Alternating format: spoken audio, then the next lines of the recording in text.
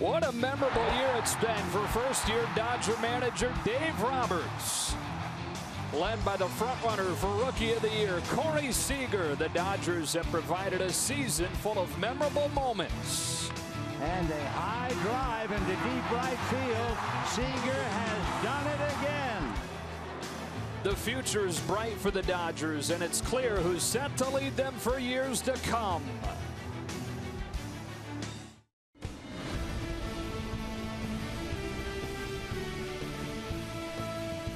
On a perfect night for baseball, high above Petco Park in San Diego, it's the middle game of this three-game series between the Dodgers and the Padres as the Dodgers try to even this series at a game apiece. And we say welcome inside with Oral and Nomar. I'm Joe Davis. Division is already wrapped up, and of course you're fighting for home field advantage, but we thought it'd be nice tonight, guys, to kind of take a step back, look big picture at this season and what's gone on. Dave Roberts, in his first year as manager, I think is probably front-runner right now for National League Manager of the Year. And if you go back to his introductory press conference, his #1 quote was, "This is a dream job." But take a look at this graphic. You talk about a first-year rookie manager going through this. Yes, they've accomplished something that only Tommy Lasorda did with his team, Dave Roberts as a rookie-year manager. But you look at the players they had to use, the injuries they had to go through.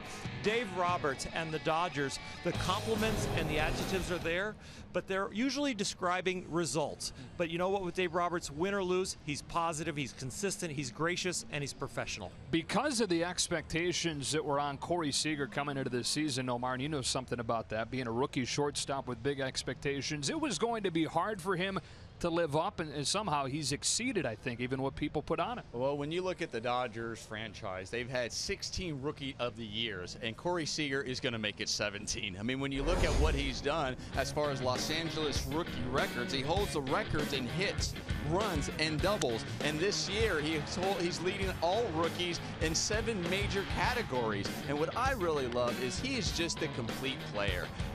At home plate, he hits to all fields. He'll go the other way.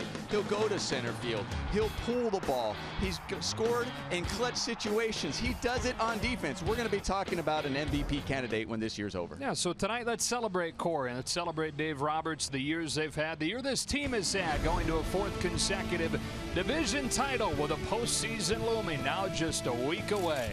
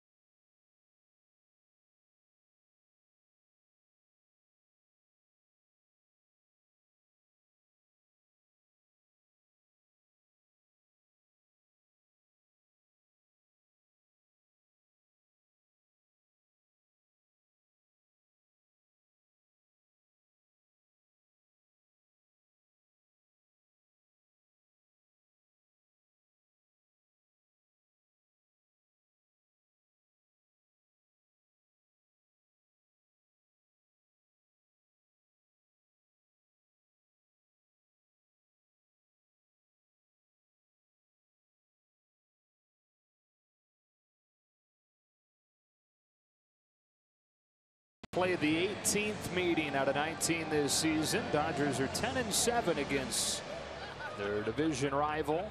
Won 5 of the last 7. It's kind of been an up and down year against San Diego. They won the first 3, then dropped 5 of 7, and now this most recent stretch having won 5 of 7.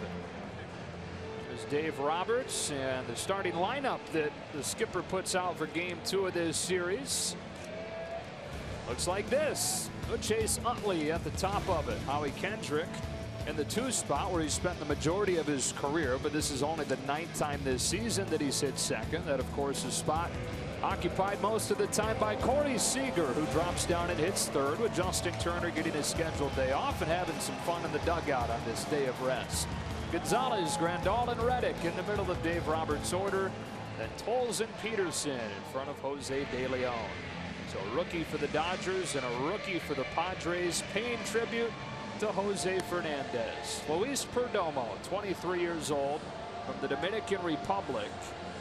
First 2 months of the season, he worked out of the bullpen and then moved into the rotation in early June, and he needed to. His ERA as a reliever was above 9, and while it's still not great as a starter, much improved, about 4.5 as a starting pitcher. And this will be his 3rd start versus the Dodgers this year. In his first 2 starts, his record is 0-2 with a 5.25 ERA. And what he's going to come at you, well, you can look for that fastball. He's well over 60% of the time.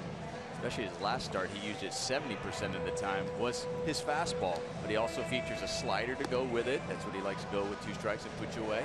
And also a changeup.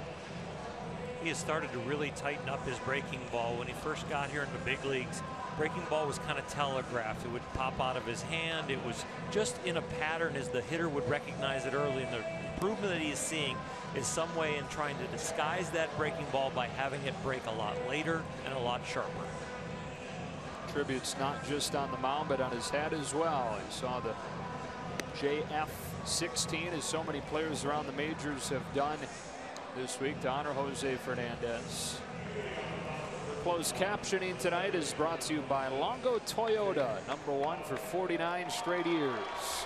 All the teams have those Fernandez jerseys hanging up in the dugout this week. Chase Utley climbs in to get this game started. Padres couldn't figure him out last night. Home run and a double. He walked twice. Only retired him once in his 5 trips up there.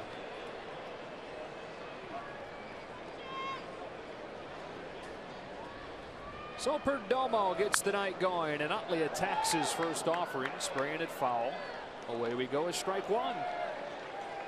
37 years young, Chase Utley is a leadoff hitter with the gray hair around the ears. I'll tell you what, he's hot of late. Last 10 games hitting over 300, showing some power. Going gap to gap with the line drives, but also hitting the ball over the wall. Started the game with that double last night, sailed over Renfroe's head and right, and then his home run got out to right. On 1-1, Utley takes outside, 2 balls and 1 strike.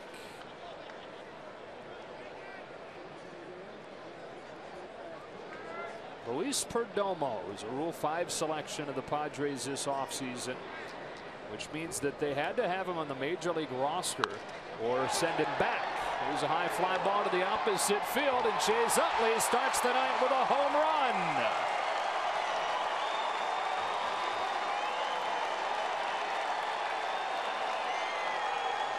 Gap to gap, and how about opposite field?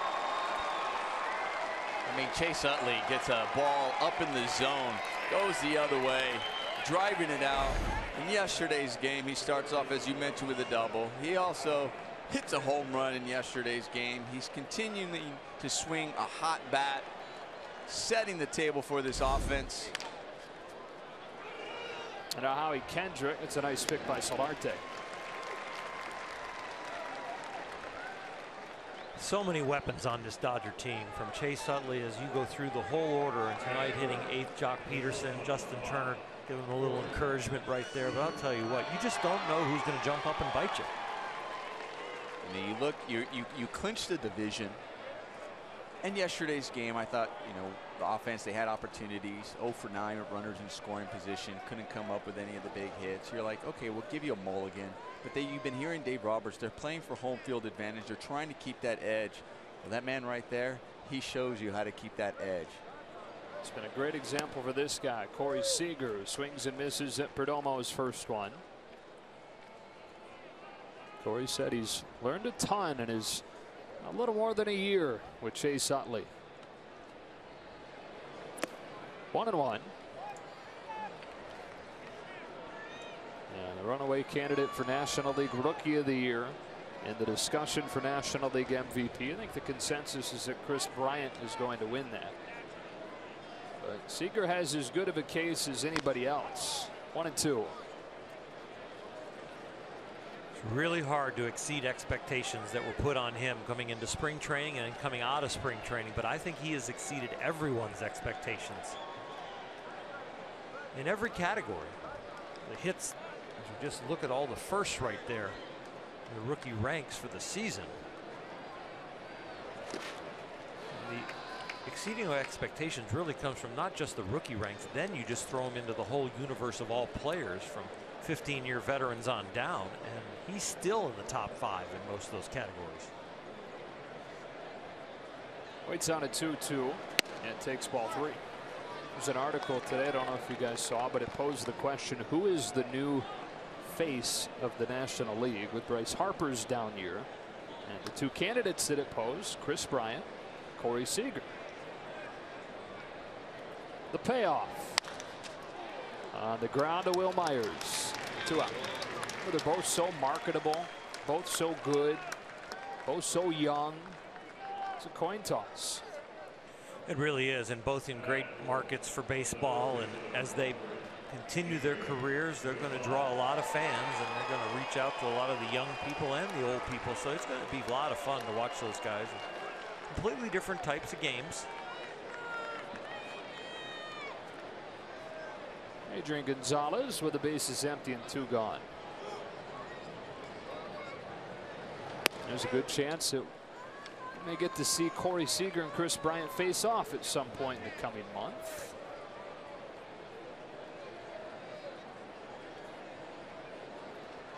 Perdomo's 0-1.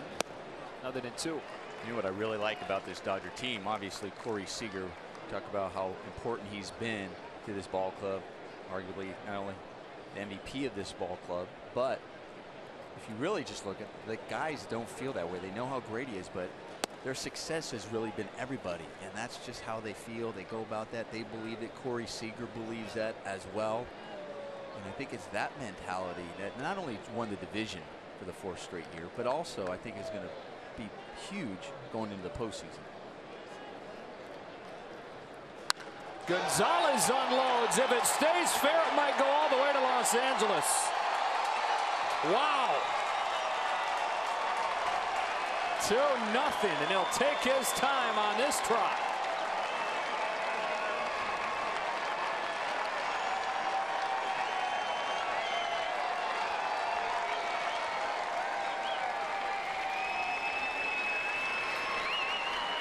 He's not at full strength, recovering from a sinus infection, but wanted to be in there today, and I think he'll be asked by his teammates, will you breathe on me a little bit? I want to get infected.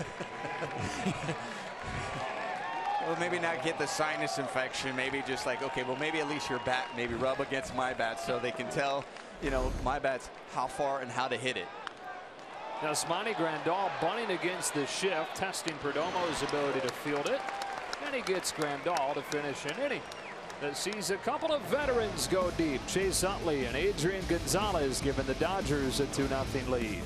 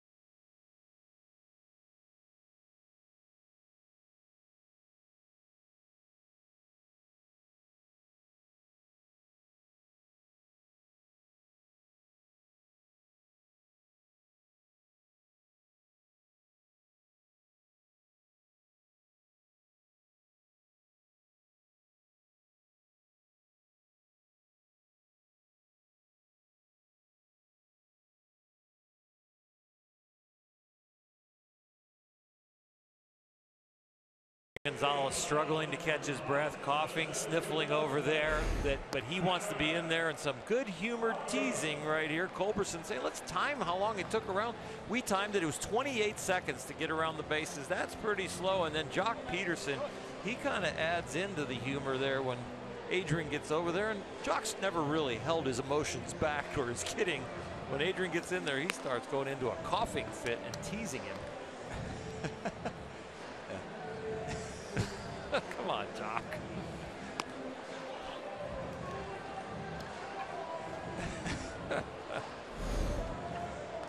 Drilled that ball for home run number 18 of the season. Only his second one this month. So good to see some of that pop come back. He's hit more home runs in this ballpark than any player. Of course, the 5 seasons in a Padres uniform helped that cause. And then 5 more years in the division in a Dodger uniform. And so a 2-0 lead for Jose De Leon to work with. Manny Margot, a fellow rookie, stands in. And De Leon grooves a strike. So start number 4 in the majors for him, his first one in 10 days. And facing the team that he beat in his major league debut back on September 2nd. 0-2. It's a big day for Jose De Leon. Before starting the big leagues, that makes it big. Coming off a rough outing, that makes it big. And he still probably thinks that there's rumors that Urias is going to be on the postseason roster. He thinks with a good outing today, he can keep himself in that equation. Margot drags one to Seager. He can really fly, so Seager's got to get rid of it. And it's low, and Gonzalez unable to dig it out.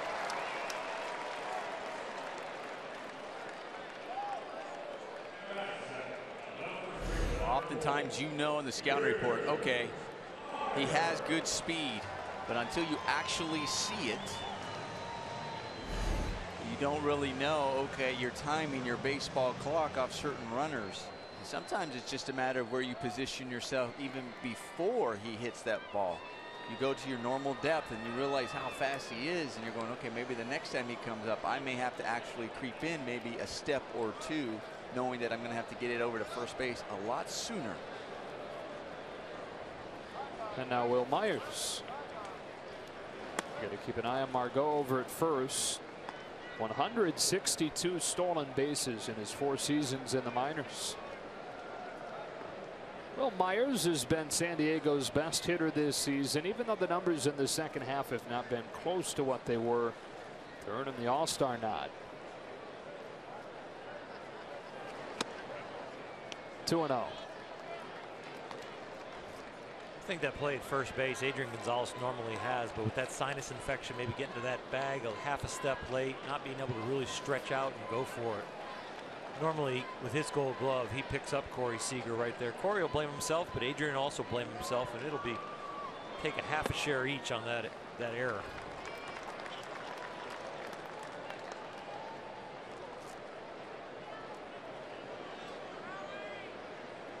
It's been one of the strengths of this team, and anytime it's a strength of a team, it tends to go underappreciated or at least under-discussed. This has been one of the best defensive teams in the majors all season. Talk about the way the young pitchers have gotten it done, the way they survived Kershaw's absence, the way the offense came on in the second half, but that defense has been consistent throughout. 3-1. You know, the side of Dave Roberts' personality you don't see as a manager on television or in his interviews is the demanding side, what he demands. He saves that for the privacy of the locker room or the bus or his personal conversations during batting practice as he walks around and visits with all the players. Will Myers hits a skyscraper down the left field line. Tolles moves over. Does he have room? You bet. He hung up there forever. 1 out. This was really high. This was one where you're going, I don't know really if he just not necessarily missed hit it. It's almost the way his swing, like he just took a huge uppercut and squared it up and hit it a ton up there. And Tolles at first was thinking this might be out of play, and as he was getting over there, he's like, wait a minute, this is going to be in play. I have a chance. And he had plenty of time because it was so high. So one away for Solarte.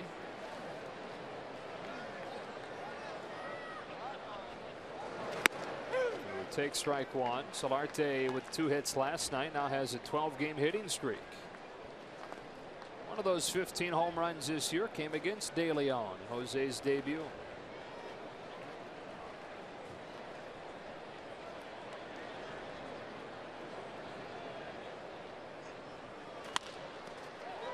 Hit up the middle into center for a base hit. Margot will easily take third. So the hitting streak is now 13 for Solarte. And the Padres are at the corners with 1 out. De Leon trying to slow down this Padres lineup. 2 on with 1 gone for the cleanup man Alex Dickerson, which starts a run of 4 consecutive rookies in this order. Renfroe, Schimpf, and Hedges. Amarista hits 8th, and Perdomo, the pitcher, batting 9th.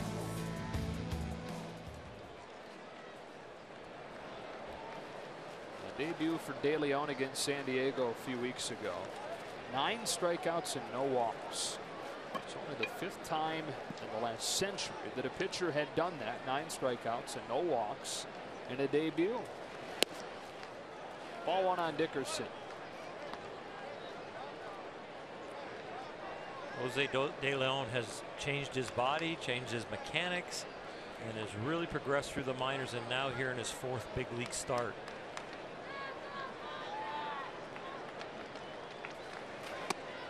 Gotten much stronger, got more direction to the plate, using the center of gravity in his body to really leverage the ball. That has made his 2 pitches, his 2 main pitches, his fastball and his changeup, more deceptive because he keeps himself on line, so his hand coming out of his glove is more deceptive. You don't see it until late. And then the arm speed on the fastball and the changeup pretty much matches, which then deceives the hitter.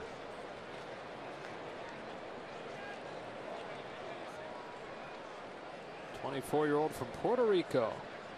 Ready for a 2-0 to Alex Dickerson. Ball 3.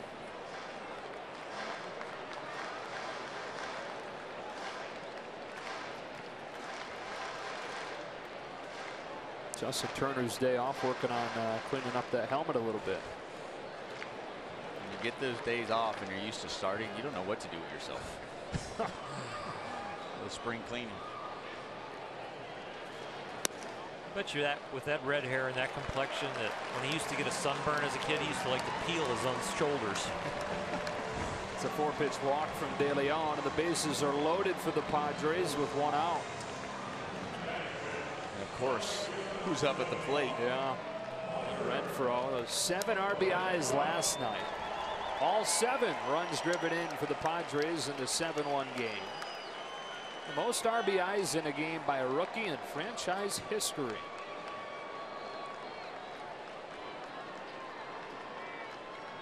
History that dates back to the 1969 season.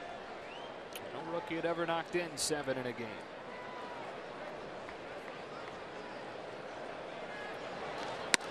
And he missed his spot, but Renfroe took it for strike 1. This was the grand slam off of Lewis Coleman to essentially put the game out of reach after he hit the 3-run homer in the 1st inning.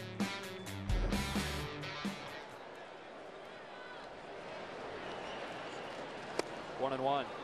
Since RBIs became an official stat, which was 1920, only 2 other players have driven in at least 7 runs in a game within their first 20 games in the majors. J.R. Tolles with the Astros in '07.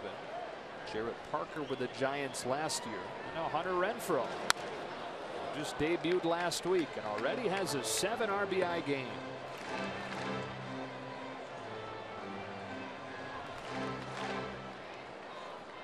You mentioned how he set that Padres rookie record for most RBIs in a game. Well, it was set, you know what the previous record was, 6 RBIs in a game, and he gets 7, and that was set by the guy who's on deck.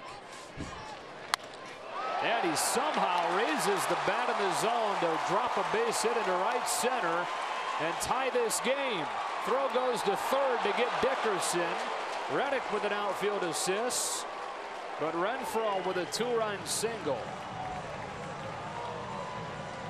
Well, that makes 9 RBIs in 2 days, and who knows what the record books will say about that. This young man is really proving to be a very impressive hitter. Not just the results, but his approach at the plate and what pitches he picks on.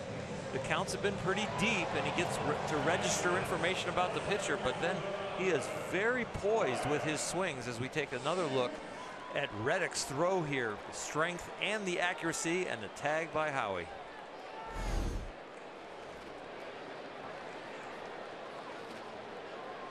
So right back at square one, tied at 2 here in the first inning.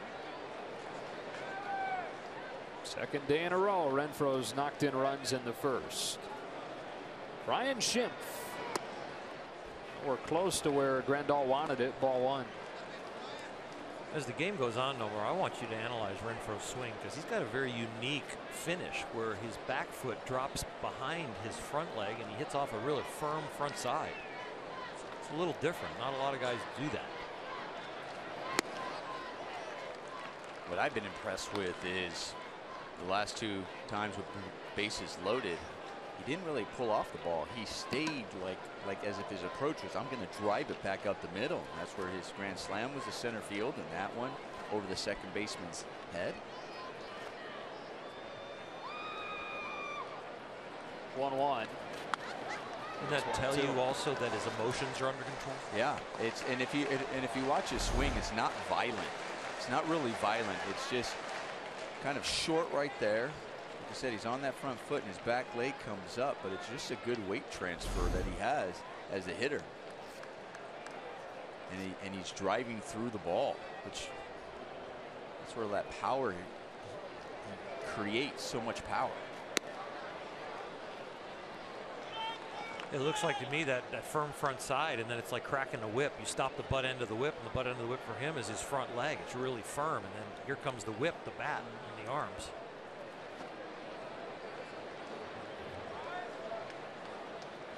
De Leon to Schimpf with a 2-2.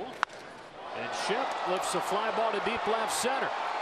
Tolles back on it, and it's off the wall. Renfroe on the move at the crack of the bat, and the Padres lead 3-2.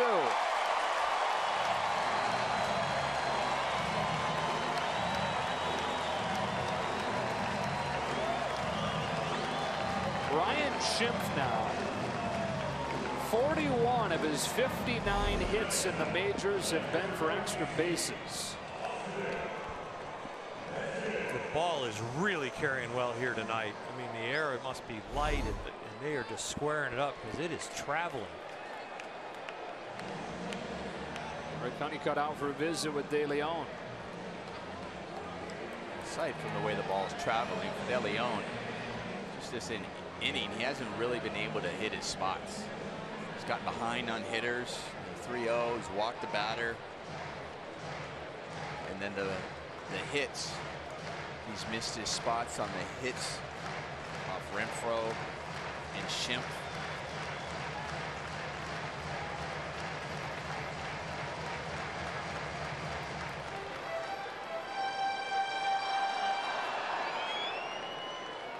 Padres already with as many runs against De Leon as they had through his 6 innings the first time they saw him.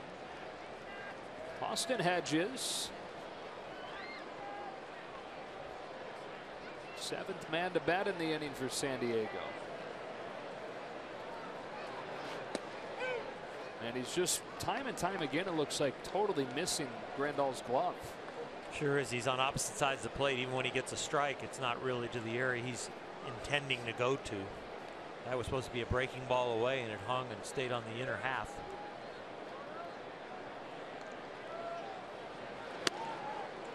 Wanted that one a little bit higher than he got it. Especially in the 0-1 count, when you get that high fastball target, it should be the top of the strike zone where Yasmani puts the glove, or above, not the top of the strike zone and below, because that's making it a fastball right down the middle.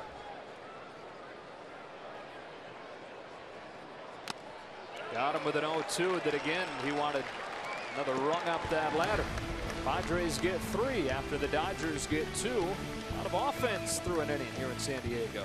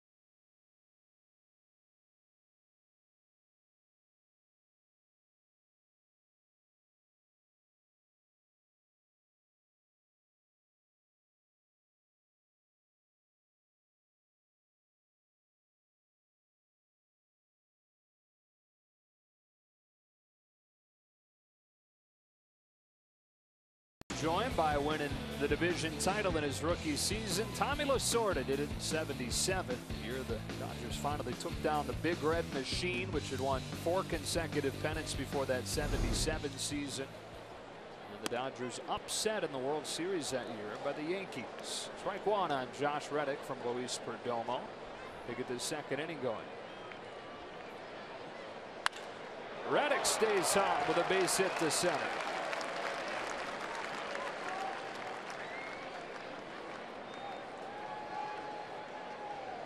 Dave Roberts tonight, as far as the right fielder situation, it was take your pick when you're looking at how those guys have done against Perdomo.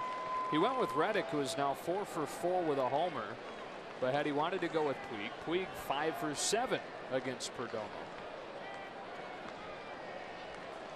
I remember earlier in the year that would be a hot topic, and that's when Dave Roberts was the new manager of the Dodgers. I think now this is Dave Roberts' team, and he is in complete ownership and control of this team, and he has gained that respect from everybody in the organization and especially the players. So when he has those tough calls where the players know it could go either way, there's no whining, there's no bickering about it. He's in charge. Honeycutt talking with Jose De Leon. Here's a bouncer to second. Could be 2. There's 1. Tolles beats it out. Fielder's choice. And 1 away in the second.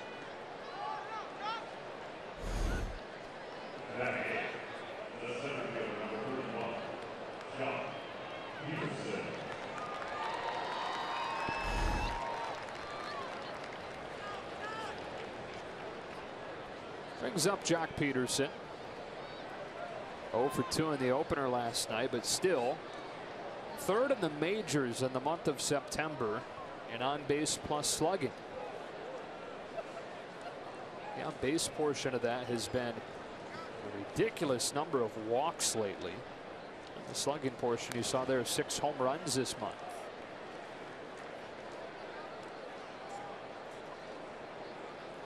We continue to see the growth in Jock. Really, we've gone from young man growth to really maturity now. He is continuing to cross over that bridge into being an everyday professional in his approach, how he goes about his business in that batter's box. We see it day in and day out, at bat to at bat now, compared to just flashes.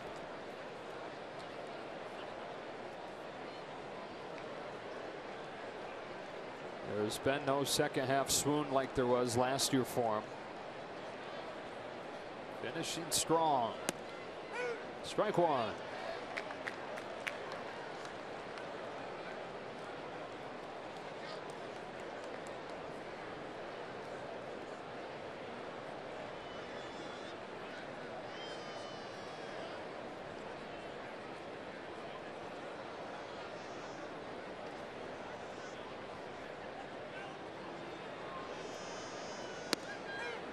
Two. Bit of a homecoming for Dave. Boy, he's a popular guy wherever he goes, but especially when the team is here in San Diego. It seems like every single person here knows him and wants to have a minute of his time. Spent his teenage years here in San Diego, Rancho Buena Vista High School, and then played for the Padres. Spent the last 5 years on the staff here in San Diego, first as a first base coach and then as the bench coach under Bud Black. Now, of course, his first season as Dodger manager.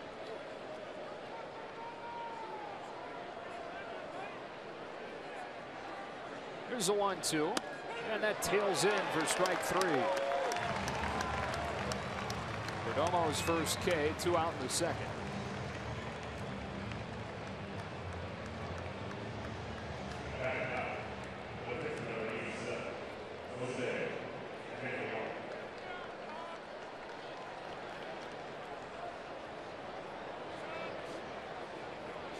De Leon with a man at first and 2 gone.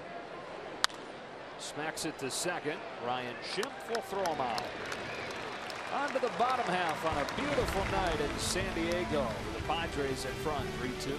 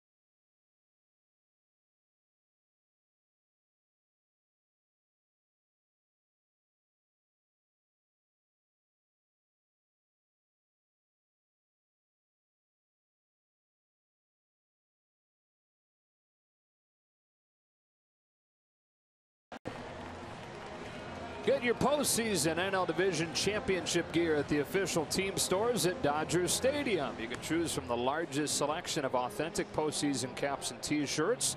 Dodger Stadium team stores are open Monday through Saturday, 10 a.m. to 5 p.m. at the top of the park. On game day, store opens 2 hours prior to first pitch.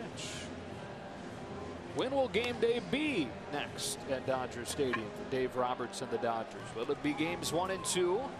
Will it be games 3 and 4? 2 games behind the Nationals entering action tonight for home field advantage. And last I checked, they were down 3-0. Nationals were to the Diamondbacks in the 6th inning and in a rain delay. Key there is that it's the 6th inning, so it is official. Although you don't figure the Nationals will quickly call that one or allow it to quickly be called. Alexi Amarista leads off the second against De Leon. Ball 1.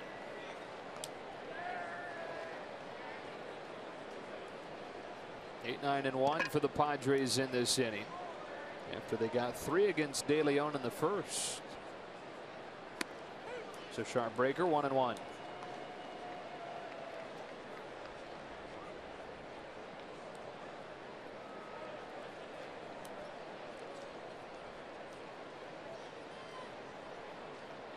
One and 2. You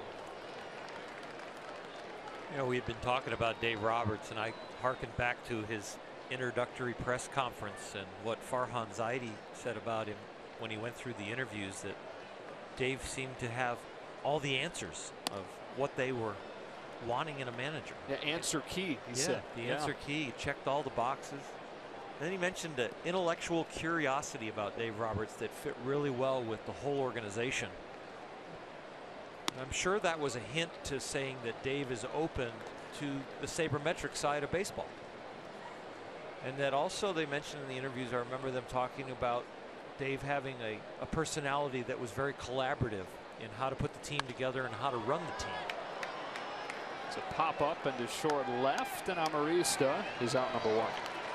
And in the most successful organizations that I've been part of, when it was Fred Clare, Tommy Lasorda, Al Campanis, Tommy Lasorda, it was always a very good relationship between the front office and the field manager. And I think that's what they have, because they went through those interviews and vetted Dave so well that they found a guy that would get along with Andrew and Farhan and everybody else, and a guy that would be open to, when they disagree, they could talk about it. That one hits Perdomo. Got away from De Leon. And the pitcher's aboard with 1 out. You know, we talk about Dave Roberts so much about what he's done with this team. As we see that ball once again just get away. We talked about De Leon just having trouble finding the strike zone today. We saw that in the first inning. But for Dave Roberts, not only has he done a great job with this team and getting them all on board, but it's also, let's not forget, he also has a new coaching staff too that he also has to make sure they're all on the same page, and they've done such a tremendous job from a communication standpoint and belief in each other, and are a huge part of the success of this team and where they are with dealing with all the adversity. That's the thing about the season, you know, when you finally accomplish your goal, it feels like it was easy. You kind of forget about the pain. But they've been through an awful lot. 55 different players, what, 28 different guys on the DL, 31 different pitchers. Margot into left center. There's Tolles. 2 out.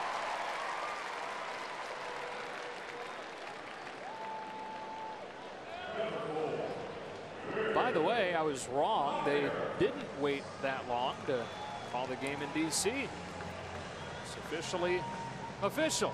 Nationals fall 3-0. So we're a game and a half out. The Dodgers are a game and a half out of gaining home field advantage in the first round of the playoffs. And on the tiebreaker, because they're 5-1 against the Nationals here in the regular season. Will Myers taking a ball. Normally in a 5-game series, you don't think of home field advantage as that big of a deal, but when you see the Dodgers record at home versus their record on the road, you realize why it's an emphasis this week. 1-1.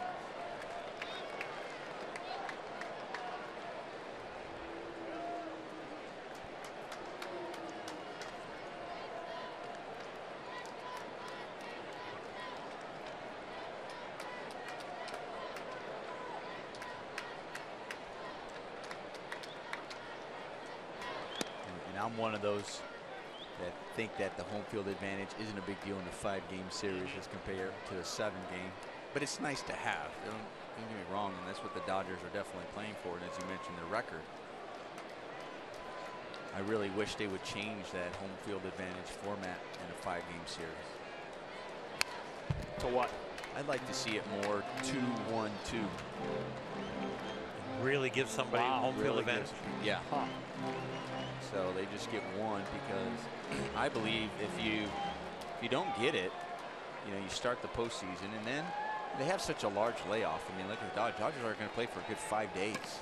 So both teams are in the same boat. So that's good. As far as the Washington Nationals and the Dodgers will have the same layoff. But in this way the format is now, you know, once you start, if you just win one game away, so let's say you don't have the home field advantage and you go start off on the road, if you just win one of those two, now you have home field advantage. Now it's in your favor as you come back. So you would change the 7-game format too? Because the same can be said. There can be said for 7, but with the 2-3-2, I would change it a little bit too to get more of a home field advantage for sure. Maybe 2-2-3 or something like that, you know. But I just think that 5-game in that way, and now you're really playing for that home field of what it means. Because too, even if you lose the first 2 when you're on the road, you win the 2 back home. That 5th one, there's so much momentum on you. You're just riding high. Even if you go away, it's like, all right, that's you feel like you have it in your favor. It doesn't feel quite. I'm with you on the 5-game because you can earn that large home field advantage that you're describing in the season, making the value of regular season games higher. But I'm not with you in the World Series because that is earned in an All-Star game, and I wouldn't want to give higher value to the All-Star game. You're right. Well, that shouldn't be done, period, first of all. That shouldn't be an All-Star game, so that's a whole different discussion. But like I said, from the 2-3-2, whatever, I'm not, it's more 5-game for me than the 7-game. And for me as a pitcher, the home field advantage thing, I'm with you that it's not that big a deal in the playoffs in certain situations. If you are headed to a park as a pitcher, I will tell you, that is asymmetrical, that is a little odd where you're uncomfortable on the mound, like Wrigley Field, like Fenway Park, that is not your normal symmetrical field like we have in San Francisco, like we have at Dodger Stadium, like we have here in San Diego, where you have some idiosyncrasy to the park. I think there is a little bit more of a distinct home field advantage. Well, Myers checks on Toles, who was busy in that inning.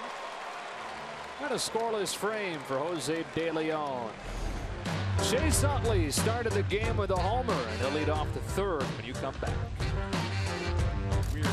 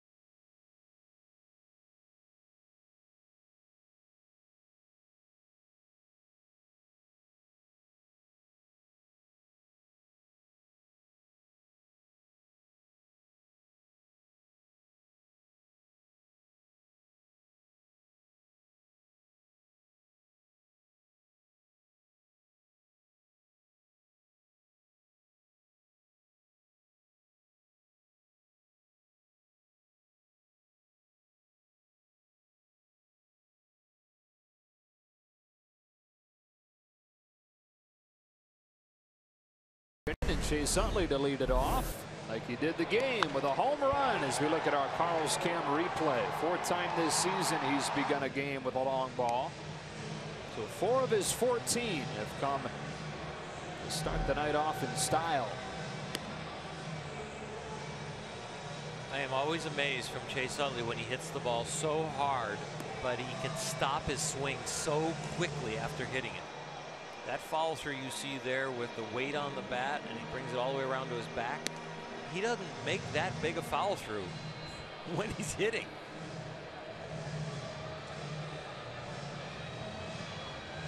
Pedro Guerrero used to hit that way when he'd hit the ball really hard. A lot of times it's where you finish, because when you finish with your hands below, just a little bit below your shoulder, it'll have you naturally can't really follow through that far. But when you finish with your hands kind of around your shoulder or above it, that's when you end up twisting more and you seem like you finish through it. Is that a result of the path of the bat, that he's not collapsing his backside and he doesn't have an uppercut? See, if you notice right there in his practice swing, see how it went kind of near his shoulder as he swung through, but then when he's going and he hits the ball, it finishes lower, almost below, almost round between the elbow and the shoulder. That's where the swing path when he goes through and he finishes. So it looks like he's cutting it off, but it's very hard to finish all the way through. Anybody back home doing it, it'll be like a shortened swing. Breaking ball grounded into the shift. Solarte for the first out. When I watch him, I always think that he's really good with, he has a strong upper hand and he has great barrel control, keeping the barrel above the ball. He does. He just, even if you notice how calm he is, and it almost looks like, is he ever going to get that bat ready? Even when he gets ready, it's not really, his hands don't go really far back from a launch position. He is just really strong from the hands, the wrists, his forearms. So it's still a short, compact swing. And there's a lot of force going through the hitting zone. Here's Howie Kendrick, 0-2. Did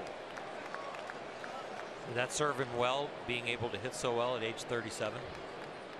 It's his style, and this is what he's done, and his body understands how to generate power. Solarte, this time at his natural spot after he put out Utley over in the shift, 2 away. It's odd to say from one third baseman to another, but that's where Howie Kendrick's playing tonight. And it's odd to say that the first 2 outs in this inning are identical on the scorebook. 5-3, even though one of them was hit to the right side, one of them was hit to third. 2 quick outs, and Corey Seager with the bases empty in a 3-2 game. Yeah, that one's off of the glove of Perdomo, barehanded at second by Schimpf, and no play. I didn't see the effort Perdomo had to make on the mound, but Corey might squeak out a hit on this one. If this has to range over there a little bit, yeah, I think he's going to get a hit. And the pitcher's got to take 2.5 steps or so, and it's off the edge of the glove. Yeah, I think they should give it a hit. Yeah, I think it's a hit. It is. That's one of those where, I'm as a hitter, you're upset. You're upset. As a hitter, you're going, oh man, and I think when Corey first got out of the box, and then all of a sudden you realize, like, wait a minute, I can get a hit out of this. I'm begging to get him to 200 hits. Is a 192 now. Adrian Gonzalez taking a strike. Last time the Dodgers had a man with 200 hits in a season, Adrian Beltre in 04. So Corey needs 8 more hits. He'll get tomorrow off, Dave Roberts said. So he needs some kind of finish, but it wouldn't be his best stretch of the year to get 8 hits and the number of at-bats he's got left. Gonzalez hammers one to right center. That splits the gap and bounces all the way to the wall. Seager's helmet flies off as he streaks towards the plate to tie the game. Adrian Gonzalez with an RBI double, and we're locked at 3.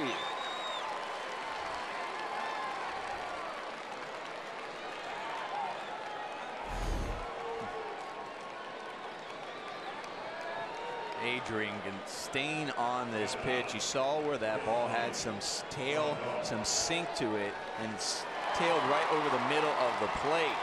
But his head down, he stayed on it, drove it into right center. As we see Corey Seager hustling all the way from first. But Adrian hit that mistake for his last at bat, a pitch up in the zone that he drove to right field. That long home run, and then that one just stayed on it, didn't pull off, and just drove it. And Adrian Gonzalez, with the sinus infection and all, is 2 for 2 with a double and a homer. His first multi-hit game in exactly 1 month. Everyone can relate to playing a sport while you feel you're under the weather and you're not at your best, but you go back to basics, and you really can't overswing. You can't overdo it because you're trying to kind of save your energy and really just do the basics. And that's what it looks like with Adrian as he's going, not through the motions, but he's just doing the things he knows he's capable of doing and not trying to do too much. Could not have been a fun run to second for him. You saw how much he was laboring around the bases on his homer. Here's a 2-0 to Grandal, and there's a strike. He's got a double and a home run. He's got 2 of the difficult parts of hitting for the cycle, but it'd be very interesting to see him try and hit a triple tonight the way he feels. It's one of the ballparks where you can. Yeah, you'd have to hit that angled center field wall out there straight away and have it kick away. The 2-1. 2-2. Even then, I'm not sure about it. No. He grounded first, like as we watch Rick Honeycutt get a little tutelage on the fastball and the breaking ball, getting some information from Jose. But you could tell when Adrian hit his double that coming out of the box, he's thinking, this is just 2. Yeah.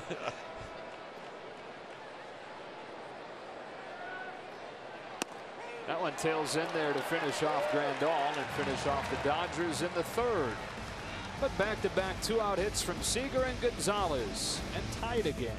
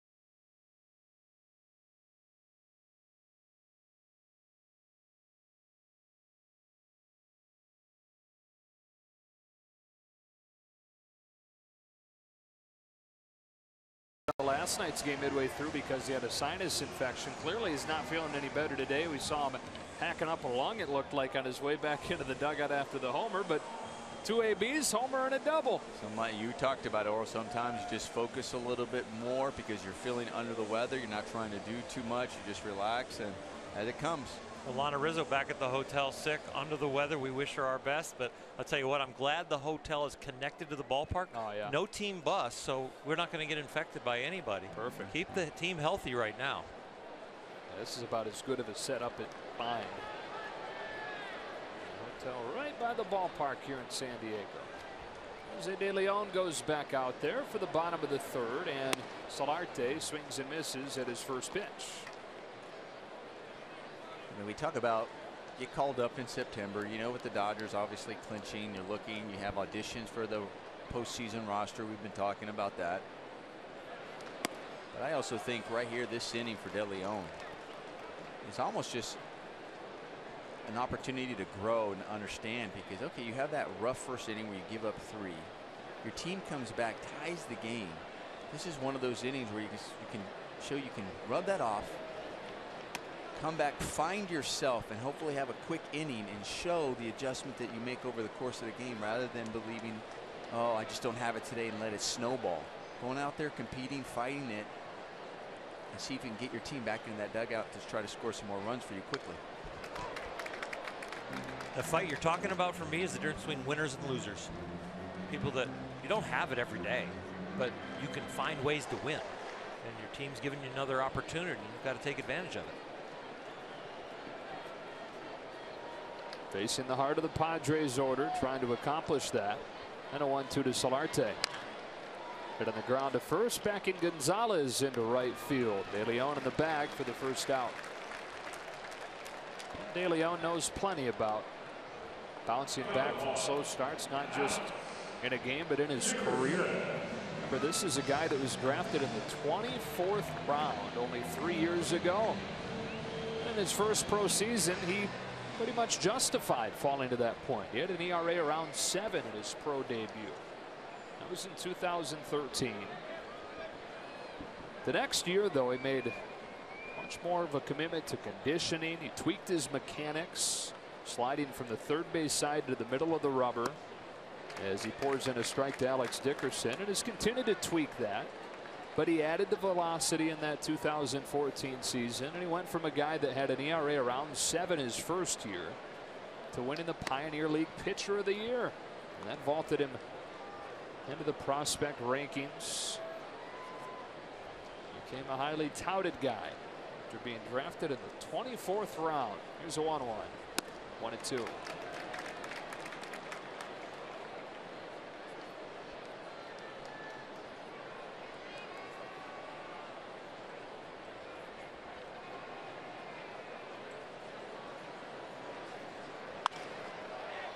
Better rhythm right now, huh? He's working quickly. Seems to have settled in. 1 ball and 2 strikes on the cleanup man, Dickerson. It seemed when he and Rick Honeycutt were having the conversation on the bench between innings, he was talking about his release point, trying to get it out front. Your release point's out front and on line, the ball's going to have more action. Not like that one right there, where his release point's kind of behind him. His arm looks like it's dragging compared to his lower body. And timing it, the arm swing with the body and timing up that leverage so it all kind of cracks out front. Gives you velocity, accuracy, and movement.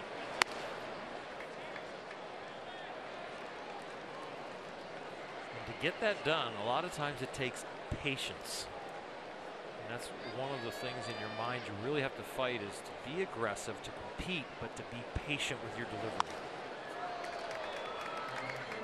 That explosion where all of a sudden we've seen those last 3 balls kind of go high and away to a left-handed hitter.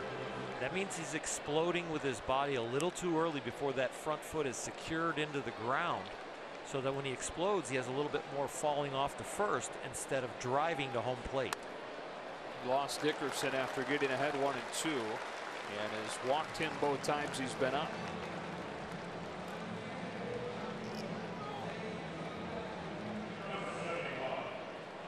Brings up Hunter Renfroe. You're talking about finishing out front, talking with Rick Honeycutt about that. We've discussed all the mechanical tweaks that he's made throughout his career to get to where he is now. In one of his final minor league starts, he had the sun to thank for a mechanical tweak. There was a bad glare, one of his last starts in the minors, so he had to take his hat, slide it over, and pull the bill down a little bit to help shade his eyes. And he said that it forced him to get his head lower, allow him to stay more in line with the plate, and to get that better extension in front that he was just discussing with Rick Honeycutt. Hunter Renfroe have a series. That's onto the roof of the Western Metal Supply Company building. Uncharted territory out there.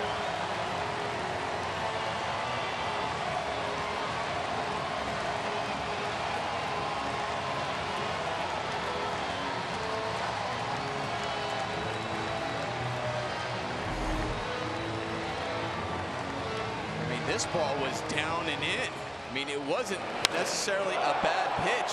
Obviously, he missed where Yasmani wanted the pitch. But it was almost one of those where you say it's a good miss because it was kind of off the plate and down and in, and he did not miss it. He squares that up, and it goes a long way. Ryan Schimpf, strike one. 434 feet. And he's knocked in 11 runs in his last 6 at-bats. And 0-1 to Schimpf. Another to 2.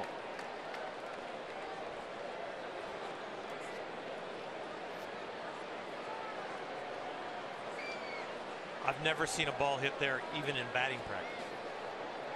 I'm not sure I've seen a ball hit in the third balcony. First balcony, second balcony, not the third balcony, and surely not the roof. See the 3 balconies, 1, 2, 3, and now to the roof.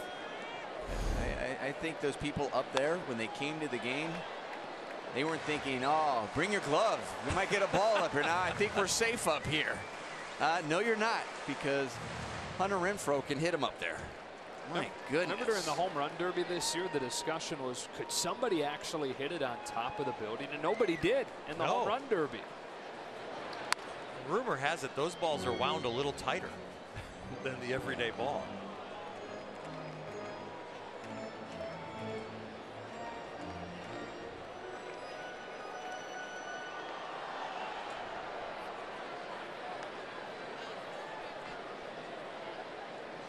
Renfroe. So 1-2 to Schimpf. That cuts inside. It evens the count. 2-2. Renfroe, former first-round pick out of Mississippi State, a tiny town in Mississippi.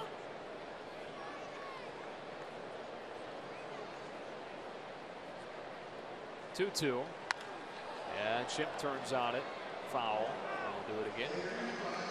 Graduated with 40 kids in that high school class before going on to Mississippi State.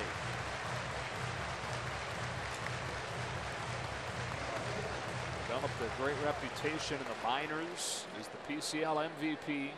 Had such a reputation when he got here that in his first major league plate appearance, he was walked intentionally by Arizona. Schimpf takes it upstairs, and the count is full. Just like a doubleheader one time when he was in high school on one of those showcase tours. There were a bunch of scouts at a game that were excited to see Renfroe, see what he could do as a hitter. Here's a payoff. And a curveball is launched foul, stays at 3-2.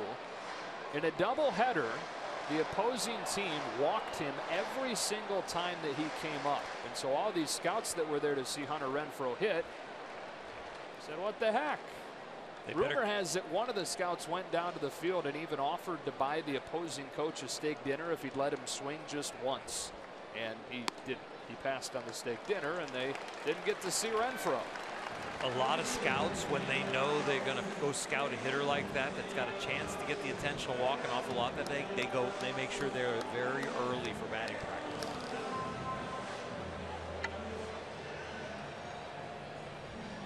So that'll do it for De Leon, who issues his 3rd walk of the day, and only 2 1/3. San Diego with a 5-3 lead. And Josh Raven coming out of the bullpen for the Dodgers.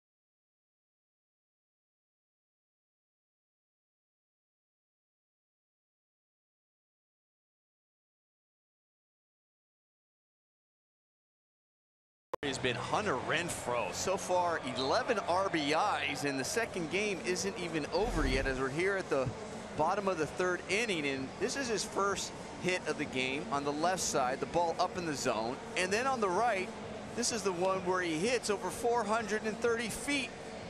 So where balls just don't go, up in their Western Metal Supply Company building in left field. So he covers the whole plate. He covers it with power. He's got a nice compact swing. When you look at it, as I was talking before during the game, it isn't violent, so you're not thinking, well, can he really, you know, okay, he has a power, he has a big boy, but how far can he really hit it? Because it's not just huge violent swing. The one violent swing I always think of is like Prince Fielder. You see that one where it's just like, of course he can hit it that far. This one, no, but the ball jumps off his bat and can carry. Josh Raven's first pitch is low for ball one on Austin Hedges. Raven perfect as far as that ERA so far this season in 8 games with the Dodgers.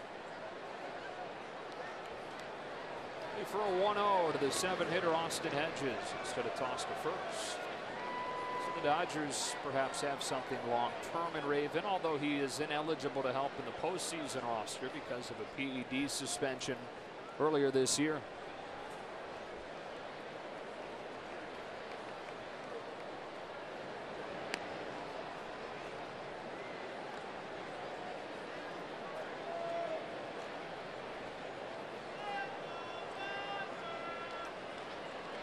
Is an Orange County native, 24 years old. 1-1. His debut last year.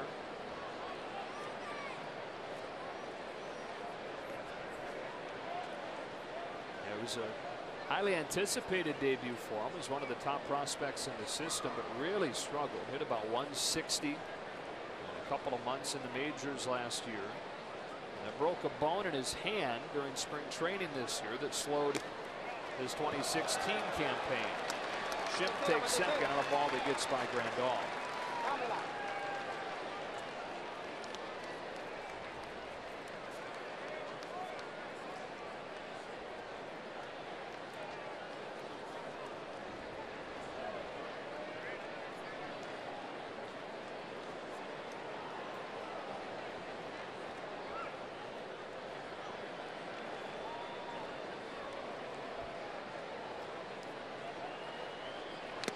Two and two.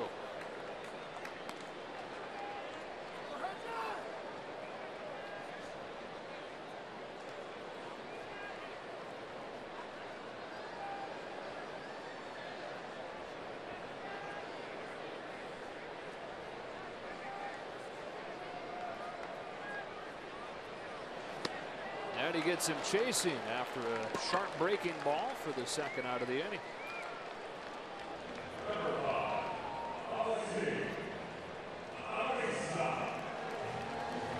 Two gone. Here's Alexi Amarista. He's been up and down between the majors and the minors and the DL. Missed all of August with a hamstring injury.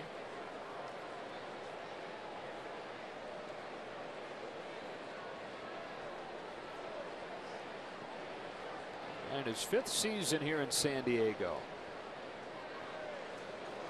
Former Angel. Raven has one that he likes, his first one to Amarista. Popped up. And Raven continues his spotless work for the Dodgers here in 2016 as Seager puts it away. We go to the 4th with the Padres in front 5-3.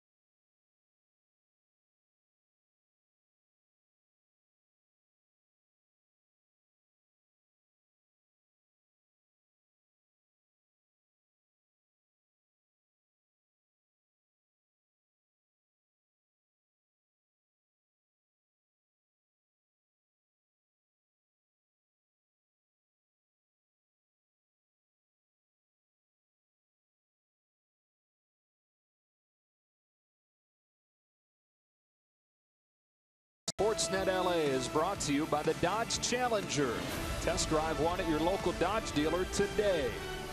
And by Carl's Jr., the California Classic Double Cheeseburger for just $2.49 at Carl's Jr. Happy anniversary, Oral Hershiser. The record today, back in '88. 59 inning scoreless streak right here in San Diego. Not in this stadium, but it was an awful lot of fun and a great part of a championship year for us, and it was a fantastic year for the whole team, and it was a fun accomplishment, especially with the great Don Drysdale on hand as a broadcaster and announcer that interviewed me right after we broke his record. Josh Reddick to lead off this fourth inning for LA against Luis Perdomo. True that he was waiting for you to do the post game, right? Hershiser ready. And the one.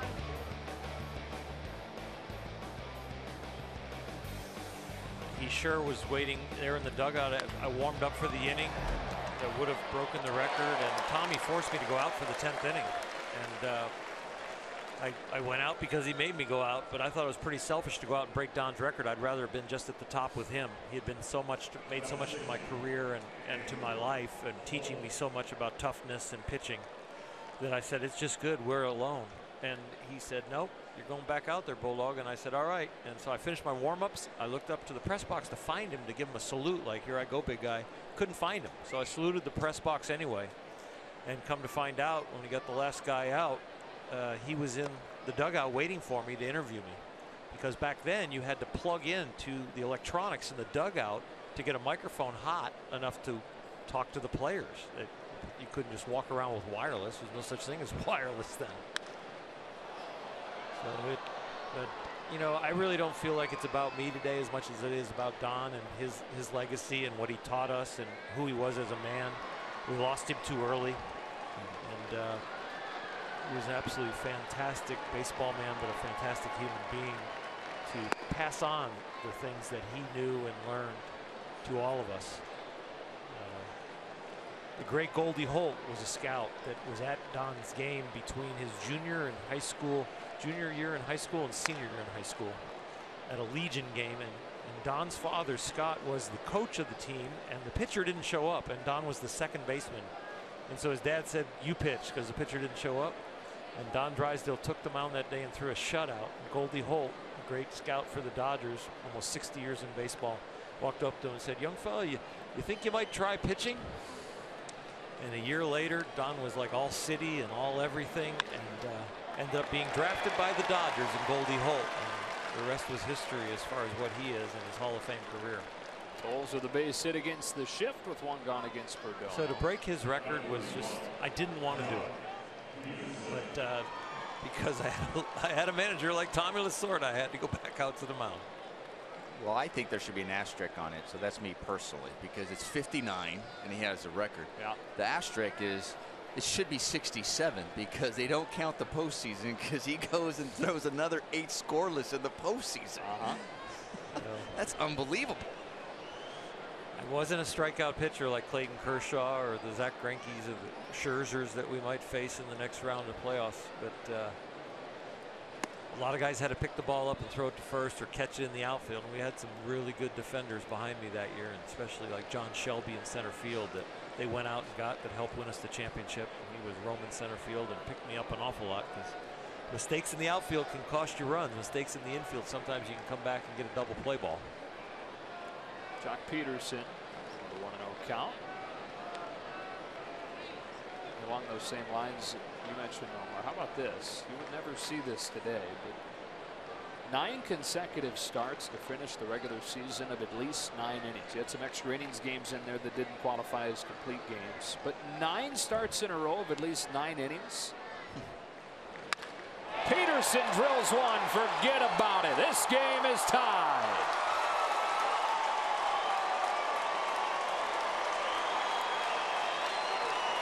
And wait till you see this bat flip.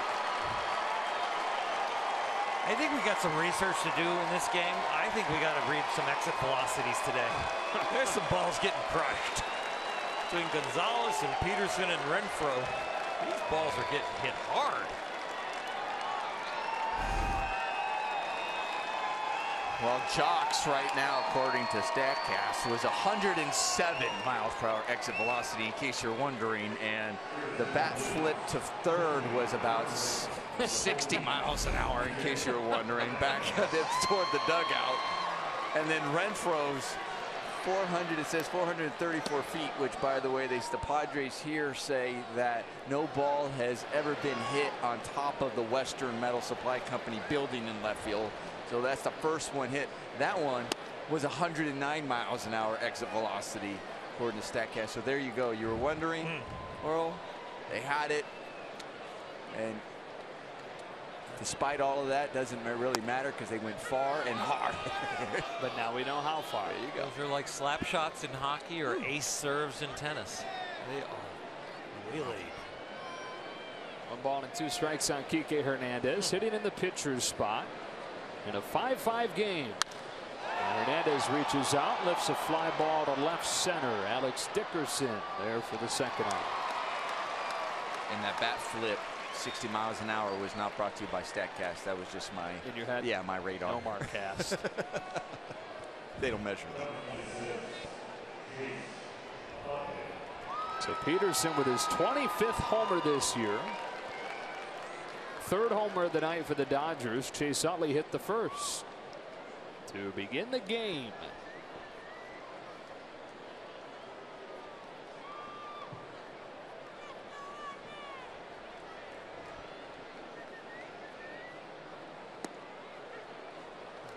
Perdomo's now allowed 23 homers this year. Pitching in a ballpark that is known as a pitcher's park. Tonight, though, it looks like it belongs in the rest of the other half of the National League West with Arizona and Colorado. The way that it's sailing out of here. 1-1.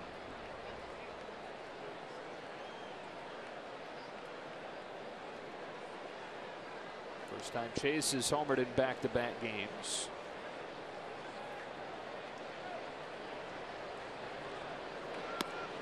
One and two.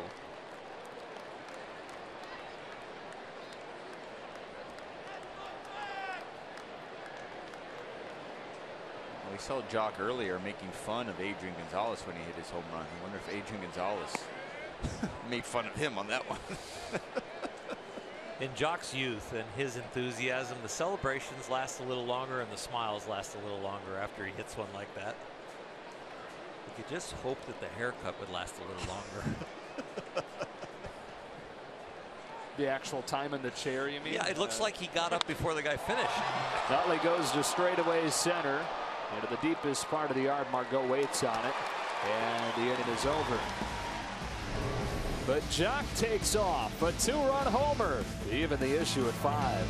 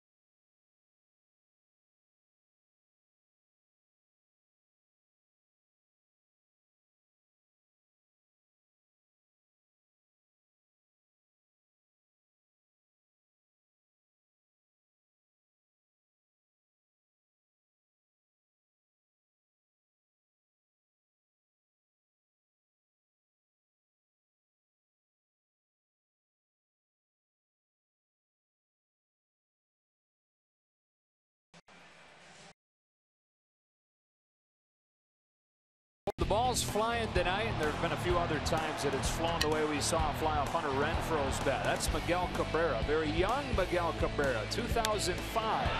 Justin Upton in 2011. They both went into the top section of the Western Metal Supply Building. Nobody's ever gone where Renfroe went, onto the top of the building.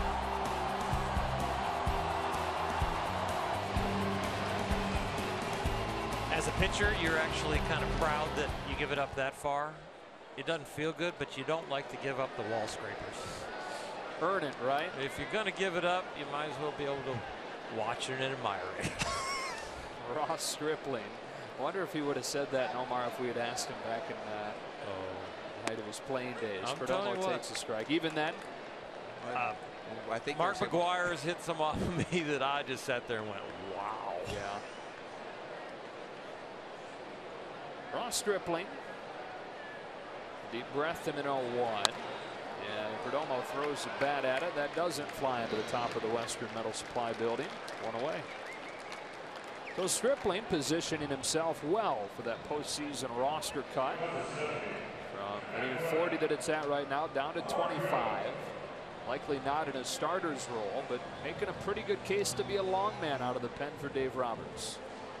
I think that's already been mentioned in the last week to 10 days. Anytime that Ross has been on the mound and pitched well of late, that's been part of the post-game sound from Dave Roberts that we have plans for Ross in October to be a long man.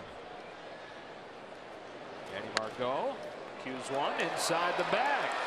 Little spinner rolling into foul territory. Margot into second with a one-out double.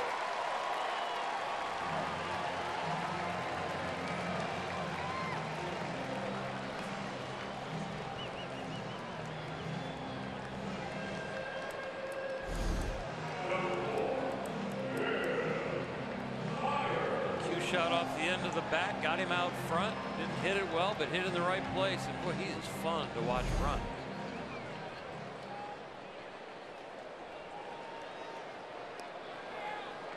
Brings up Will Myers, and so the Padres threatening again, trying to retake the lead again. 3 times tonight the Dodgers have either tied or taken the lead in the top of an inning. Each of the first 2 times the Padres answered right back in the bottom half. Breaking ball and a good one. Strike one.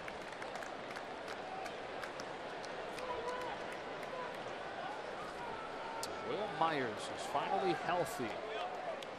Missed 75 games 2 years ago with a wrist injury. Missed 100 games last year. His first one in San Diego.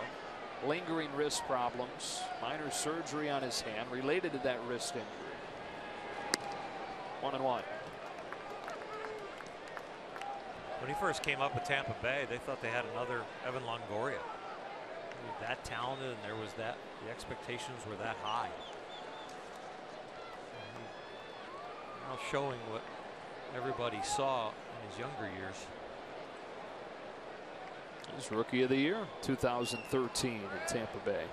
Waits on a 1-1. There goes Margot. Picked a good one to run on, but Grandal still put it on the money. Margot able to sneak his hands around the tag.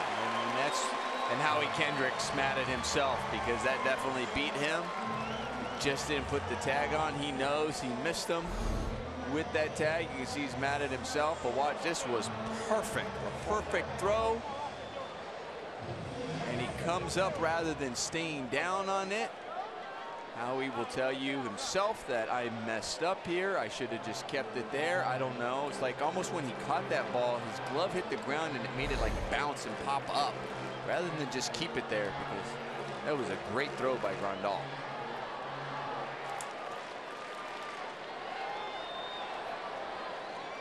So a big steal for Margot, representing the go-ahead run, and with just 1 out, he's now 90 feet away.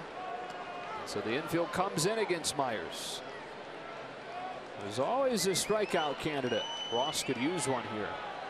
Going upstairs, and it's shot foul. Look out. Talking about Will Myers. Will Myers this season he's had here at Petco Park. We talked about it not being a hitter's park, but he owns a single season record at Petco Park now in hits with 92, 18 home runs. He owns that one. RBIs at 57 and extra base hits. So he's had some success here at Petco Park. Waiting on another 1-2. Upstairs again, ball 2.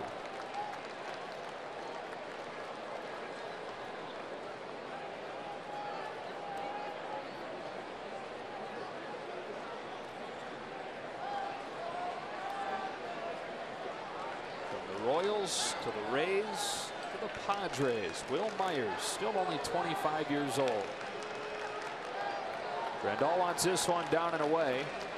Stripling gets it there. Grounded to Seager, who juggles and has to go to first. Wanted to come home to get Margot, but had to pick it cleanly in order to do so, and didn't. A couple frustrated infielders out there. Howie Kendrick with the tag that he thinks he missed, and Corey Seager without being able to pull that ball out of his glove cleanly. He's got him dead to rights, but good for him to remember to get the guy out at first after he recovers.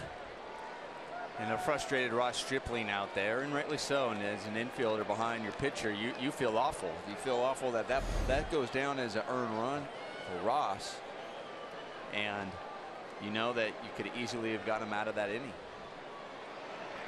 Now Solarte, strike 1. Yep, so Margot steals third on a play where a tag should have been made by Kendrick. And the only reason that he had a chance to come home on that ground ball. The little things that the Dodgers have been so good at for most of this season, plaguing them here in the 4th. The Padres in front 6-5, and Solarte has the count 1-1.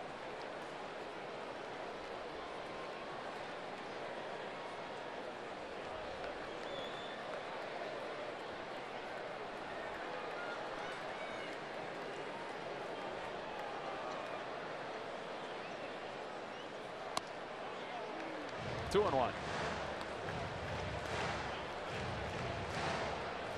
Nervous Solarte, whose wife Juliette passed away this month after a battle with cancer. Was away from the team for a couple of weeks. Came back and had a base hit in his very first AB back after that. A couple of weeks away with his 2 young daughters, 3 young daughters, grieving the loss of their mom and his wife. Said that she was always telling him through that entire fight not to let her illness get in the way of his dreams and his career. Talk about selfless. Her mind was always on him being able to support their 3 young daughters. The 2-2. Got it. But the Padres, for the 3rd time tonight, answered Dodger runs from the top half with runs of their own in the bottom half.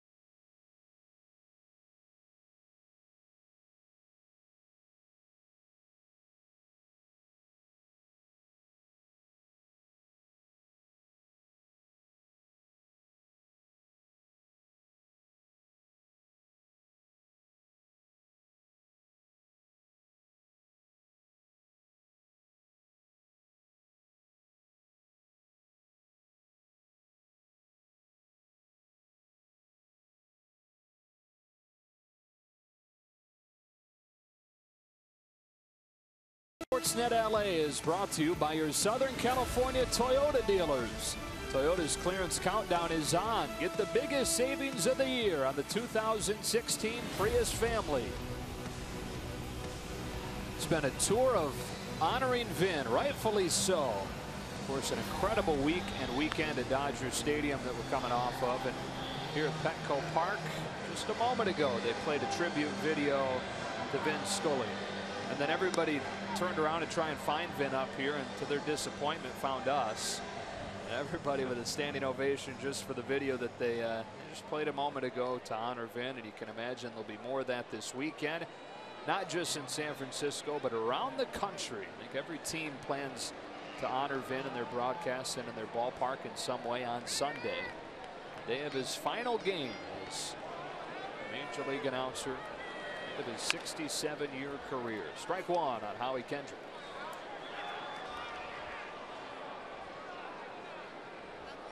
We've said it a couple of times, but it's uncanny. Sunday will be the 80-year anniversary to the day of the day that Vin became a baseball fan, in his words. Round out the third, Kendrick the first out of the inning. Vin was walking down the street in New York City and saw a score of a World Series game where the Yankees had romped the Giants.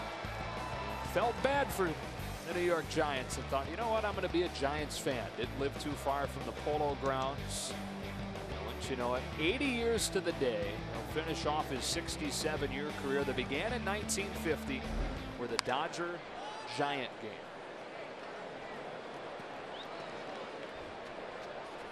It was an incredible graphic that you just saw when you're looking at that. The 48 states, gas 20 cents.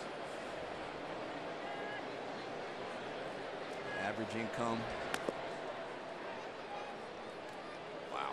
It's $3,300 average family income. The year that Vin started broadcasting Major League games. There are only 2 parks left that were active in Vin's first year. Wrigley and Fenway. Seager with a little dribbler that will stay fair. Perdomo makes a nice play for out number 2.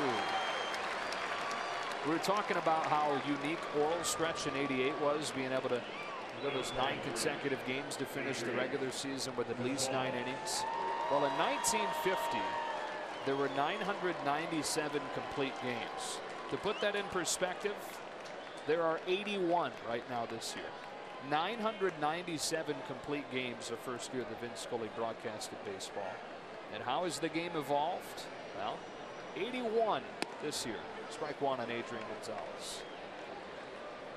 When Vin broke in, there were really only starting pitchers, and people that were in relief were actually just kind of guys that were on the staff. You didn't bring them in until the game was out of hand. That one finds Myers, who goes to the bag and finishes the inning. Yeah, to that point, that 1950 season total, there were less than 3,000 pitching changes. For perspective, almost 15,000 this year.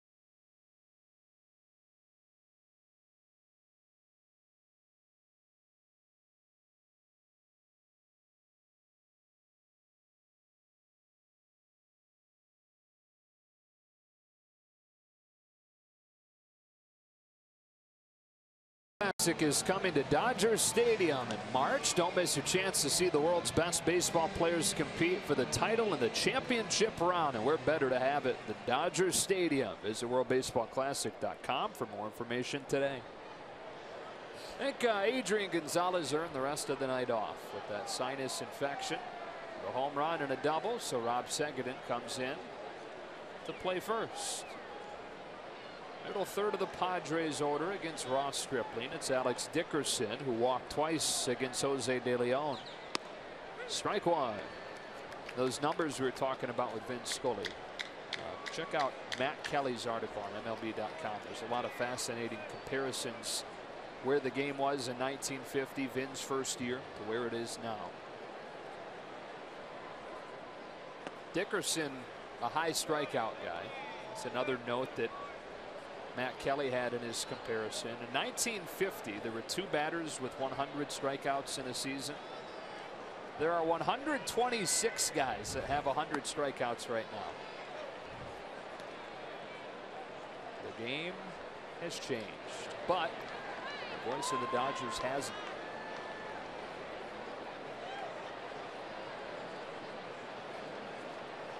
That might be the only thing that's remained unchanged in baseball from 1950. 2-1. 2-2. Well, I mean, what else? Pinstripes on Yankees uniforms. You could say Dodgers uniforms have remained unchanged, but they haven't, because they went from the B to the LA just by virtue of changing cities. Not much. The same as it was in 50. 60 feet 6 inches. Yeah. 90 feet to the bases. But the height of the mound has changed, hasn't it? Yeah. 68. 69 it came down because of the year of the pitcher. Configurations of stadiums. Dodger Stadium has less foul territory now with the dugouts and the boxes creeping in on the field. Padding on outfield walls, all kinds of, lots of changes. I don't know about the constants. Salaries are a little bit different than they were in 1950. Just barely. Yeah. All fields with lights. Yeah. Last that to make that change was Wrigley.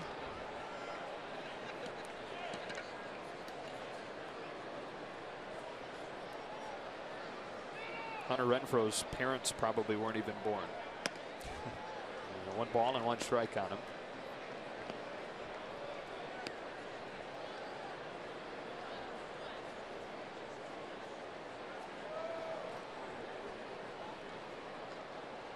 .11 RBIs his last 6 ABs.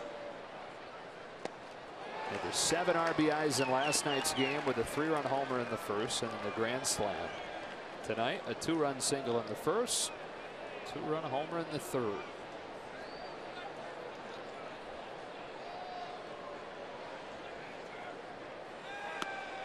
Two and two.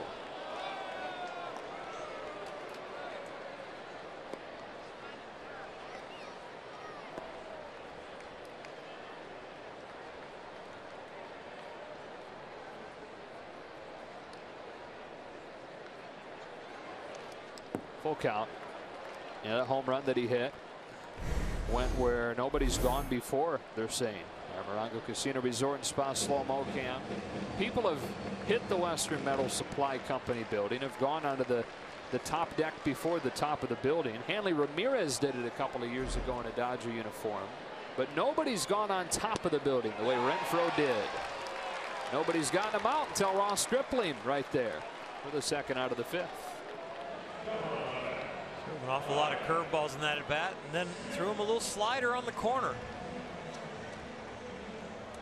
Pitch that Ross has really brought along a little bit more because the curveball is so big and he spins it so well that he doesn't get quite as many strikes called with it, so he needs a breaking pitch to get back into counts when he falls behind, and sometimes he can use it as a finishing pitch.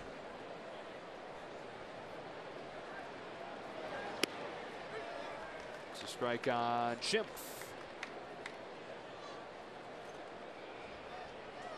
Ryan Schimpf, 28-year-old rookie, waiting on an 0-1. And a check swing foul, 0-2. He had 8 minor league seasons before making his big league debut this June. Went to LSU. His college teammates with Lewis Coleman there. They won a College World Series together. And then was with Toronto and toiled away in the minors for those 8 seasons. Was released after last year. Signed with the Padres this offseason. 2 years in AAA in the Blue Jays system. He hit below 200. For whatever reason, the change of scenery led to a change in that line. He hit .355 in 51 games for San Diego's AAA squad. And earned that call up to the majors as a 28-year-old. Stripling strikes out the side in the 5th. And we go to the 6th inning with the Dodgers down 6-5, but with Grandal, Reddick, and Tolles coming up, trying to even the issue or even take the lead here in the middle game of this 3-game series.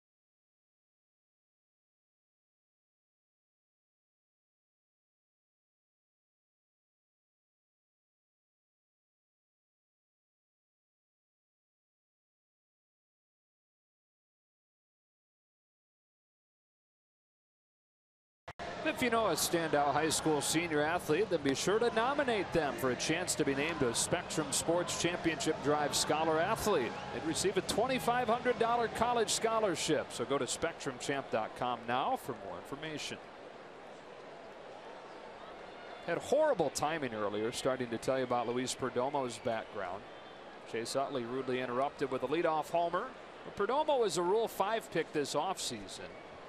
So what that means is the Padres have to keep him on the major league roster the entire season, or else they forfeit him back to the team where he came from.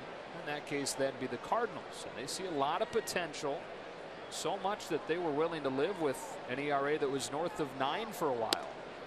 Ball and a strike on Grandal. And what they did was, instead of having him in the bullpen where he perhaps profiles better, they moved him into the rotation so they could have more routine work between starts.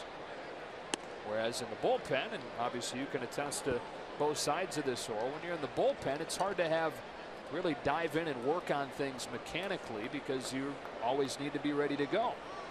And if you do a big bullpen session, usually you want to give a guy a couple days off. So you actually have a piece in your bullpen that could be down. So it does kind of stunt your development, but they can do 2 easy side works between starts. They could do 1 major side work and give them enough rest to still go out there and pitch. And being the inflexible piece as far as the roster, you'd rather have a guy inflexible as far as in rotation compared to the bullpen, because if his start goes short, they can always rotate guys in the bullpen to get fresh arms down there for the next day after they use them up during his start. Walks Grandal lead off this inning, and looks like that might do it. But really a a unique story because I think he'd even admit he was not ready for the majors this year. He had never pitched above A ball before this season. The Padres would have to wave goodbye if they put him anywhere other than in the majors as a 23-year-old this year. He's responded well to moving into the rotation. Tonight not his finest night, but in position to win this game if the bullpen can take care of business. 6-5 game. That's where Andy Green goes. Be back in a moment.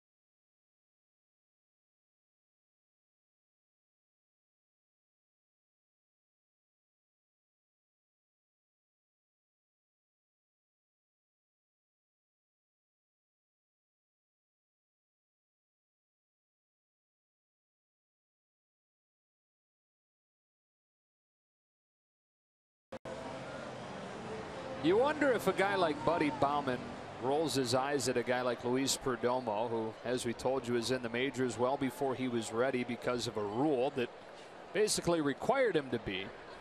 Buddy Baumann, on the other hand, 7 years without sniffing the majors, all in the Royals system. They made his major league debut this year at age 28, and he's got a strike on Josh Reddick.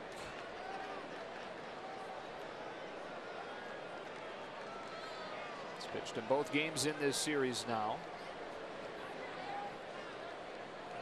This is 0-1. And Reddick watches it spin away. Josh is 1 for 2. A single in the second. A line out in the fourth. Josh getting a few opportunities over the last few days to face some left-handed pitching. Something that they thought, the Dodgers, when they acquired him, that he could hit both hands, the righties and the lefties, and now that he's back in the groove, getting more opportunities against these lefties.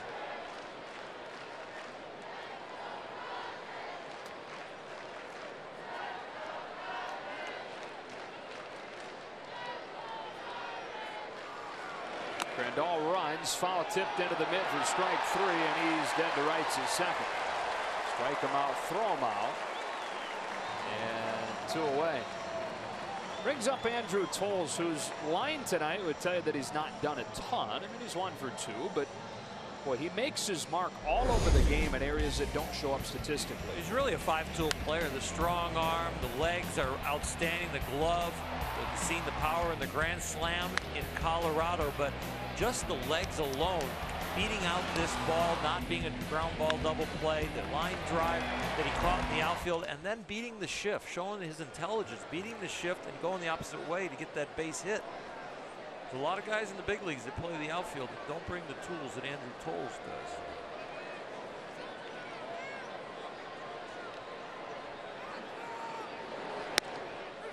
0-2. He's trimmed that beard up a little bit, hasn't he? Gotten a little bit out of control for a while. And his family apparently hated the long, scraggly beard.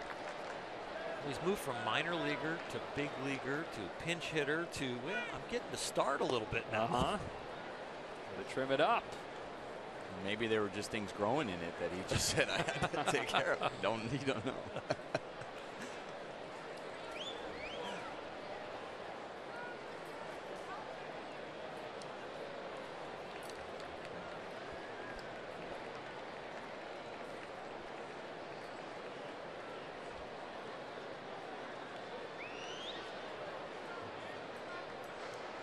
Commons 1-2. Tolles flips it in the air to left. Maurice to the shortstop, called off by Dickerson in left field. We go to the bottom of the 6th inning with the Padres in front 6-5.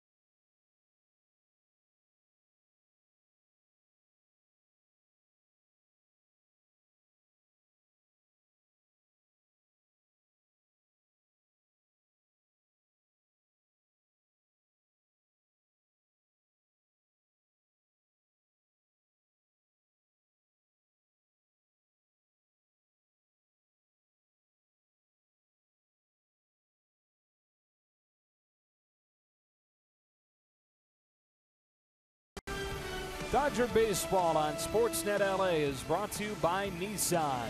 Choose Nissan today for great offers on our most exciting lineup ever.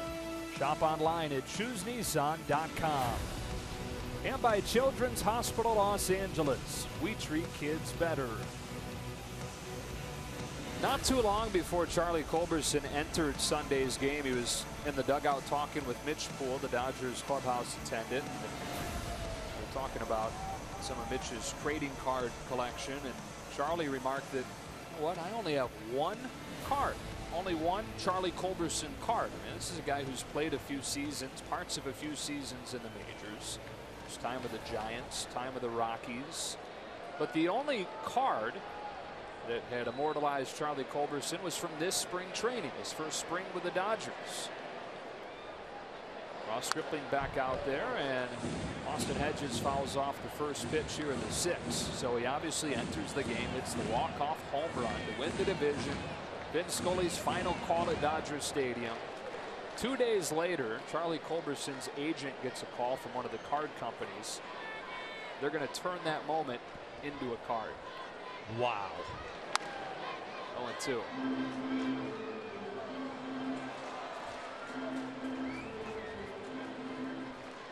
When he has made it to the big leagues, the card companies make a determination of who on the roster, if they're going to do the full roster or when they're going to select the roster. His timing of when he's been in the big leagues has probably just been slightly off, as the card companies did not take the risk to say, oh, he's going to make the team and we'll make a card. Or, you know what, when he got to the big leagues, do we see what will be a card, but when he got to the big leagues, they had already made the determination of what the set was going to look like.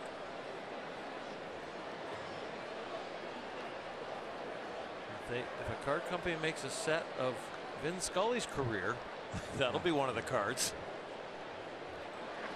Wouldn't that be a cool card collection of Vin Scully? He wouldn't necessarily have to be in the cards, but pictures of the moments that he's and then on the back of the card be his call. I think that sounds like a great business idea. We shouldn't have shared it on the air. Pretend that you never heard what we just said. We're going to take it to the bank. 2-2 to Hedges. Up the middle, Chase Utley. I'm just thinking about how big that collection is. I mean, 67 years, that's a huge collection. Well, you do 67 cards. Listen to you all. Look at you all. He's a thinker. We didn't say it was good ideas, but he said he's a thinker. It's not a bad idea. Yeah, 67 cards. You would think you'd go maybe one moment every year, but there were probably some multiple moments in certain years that were bigger than others. Good luck picking one card from '88. I mean, I know the slam dunk on that is Well, Gibson, but Gibby's you would here. want to have a card in the 59. collection of your scoreless inning streak. I think Vin would be the one in charge of selecting the 67 moments. Well, I mean, I love you got you got the scoreless streak, you got Gibson, and then the final out. Right. The World Series. I mean, there's multiple. It's going to be that. Then there's going to be the debate: are these a 67? Because there should be more. Right. Sandy would be there, and Jackie Robinson breaking the color barrier, and Jackie's stealing of home. You know, so many moments. Fernando. Fernando. Yeah. If you have a sombrero, toss it to the sky. And even maybe some generic ones about, you know, you got to have a lot of little boy in you.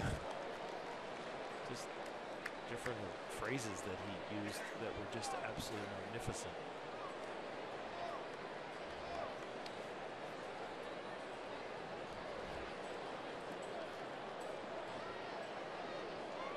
Guaranteed that Charlie Culberson's moment in home run would be in the collection.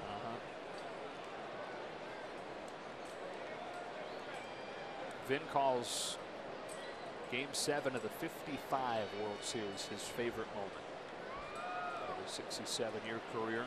Johnny Padres with a complete game shutout and a 2-0 win.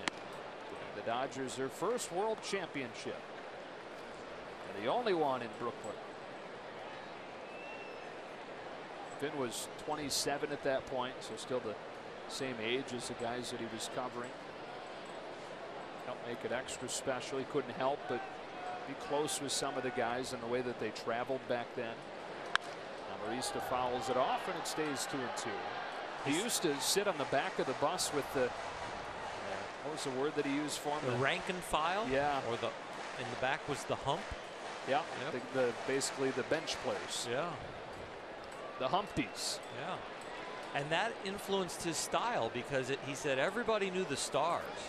He said, but I was the one that got to sit with the Humpties, and it influenced his style when they would come into the game, that he wanted to give their resume, especially if they were a Brooklyn guy or somebody that had a cool story, and that became the way Vin did games. Care about the people before you care about the game.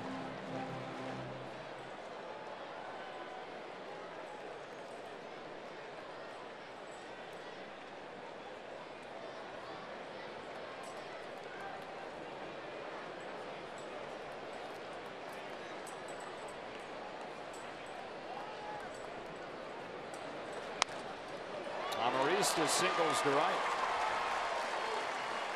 About early days of Don Drysdale's career, he was the ace of the staff at like age 23 and already been in the big leagues for like 4 years. Yeah. And debuted when he was 19. He and Vin end up being partners in the booth. How close he was to Don. Wallace grabs a bat. Will hit for the first time in this series here in the 6th inning.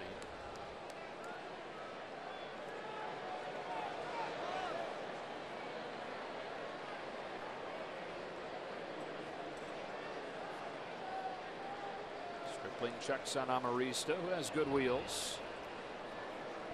One of the Humpties on the Dodger bus that Vin had a chance to sit with is a guy that went on to be a Hall of Fame manager, Dick Williams.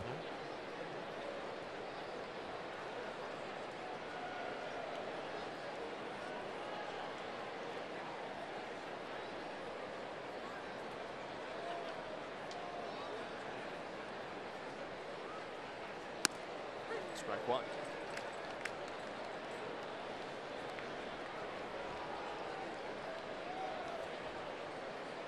The culture of baseball changed because the youngsters ended up sitting in the front in my generation. The veterans owned the back of the bus. The manager and the general manager owned the front seats. Traveling secretary was up there so he could talk to the bus driver in case for some reason he got lost or had a problem. And kind of the trainers were up there right behind the management with the coaches, and then the young players were kind of in the middle section of the bus, and then the back of the bus was for the longtime veterans to have their privacy.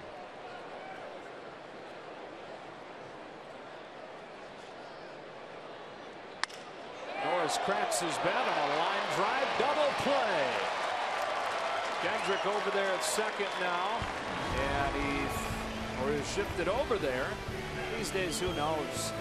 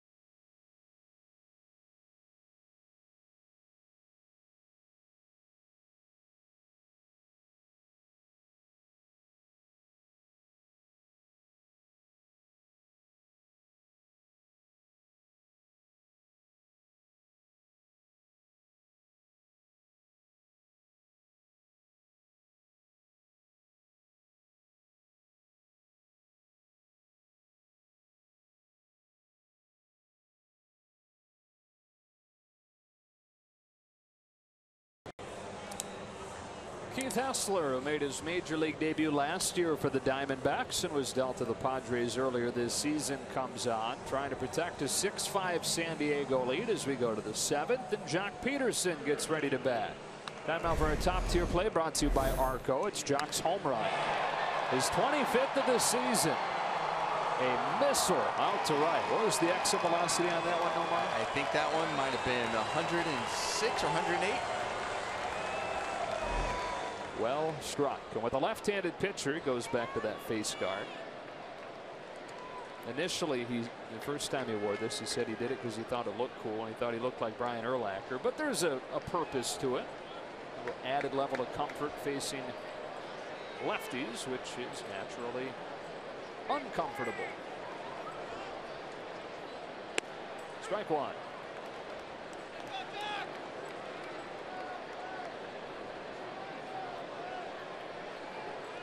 Hessler's arm angle a little bit more over the top, so not quite as much flinch in his delivery for the left-handed hitter. And he sure can spin it and break it.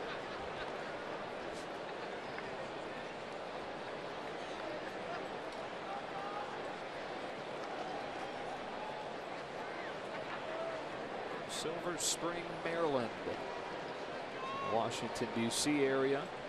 Played his college ball at Coastal Carolina. The Chanticleers. Just misses away, and it's 1-2. I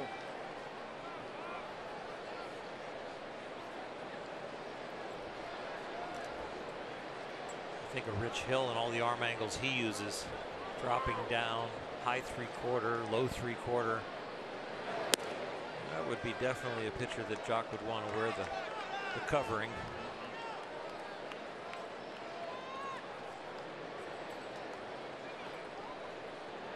Rich will start Friday, San Francisco, then Kershaw, then Maeda. Peterson thought it was outside, but he's the first out of the 7th.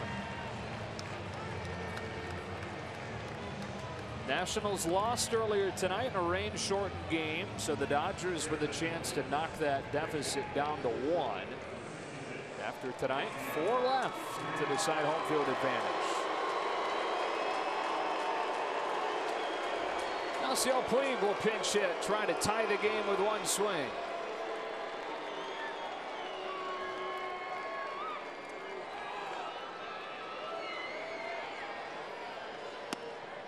Strike one. 4 home runs since returning from the minors. Dave Roberts has all but assured Yasiel that he's going to be on the playoff roster. Some of his media comments.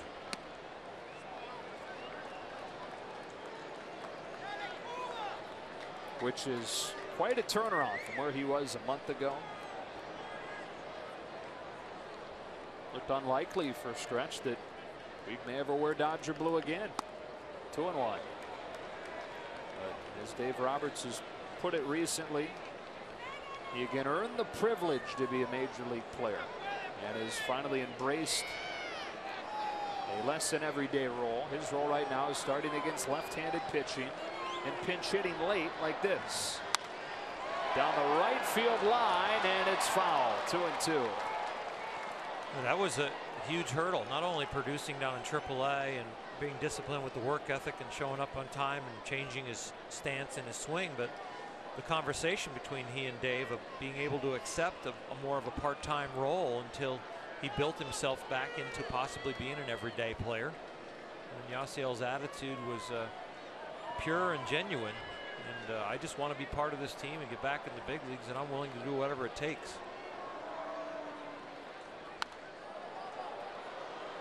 And when he came back, obviously he was swinging the bat better, and there was a chance that he would have just been out there in right field, because we know Reddick was struggling when he came over in August, but then Reddick got back to form in September. So now you've seen them split time over the course of this month out there in right field. Good take, full count. And there'll be some times strategically that Dave Roberts will be able to turn the lineup around as far as putting Yasiel in mid-game and knowing that somebody has a closer, so you're just really trying to attack the setup guy or the seventh inning guy of a team's bullpen. That's a base hit to left. After a nice long at-bat for Puig. And then at bats like that, you feel more confident putting him in those situations, especially coming down the stretch in the postseason. We know all the tools Yasiel can bring. He can spark the team in so many ways. And the other thing too is we know Dave Roberts and Dodger, they love the versatility, and he's not just your right fielder. He can play center if he needs to. He can move around in the outfield, and he's been open to doing that as well. So that helps too down the stretch.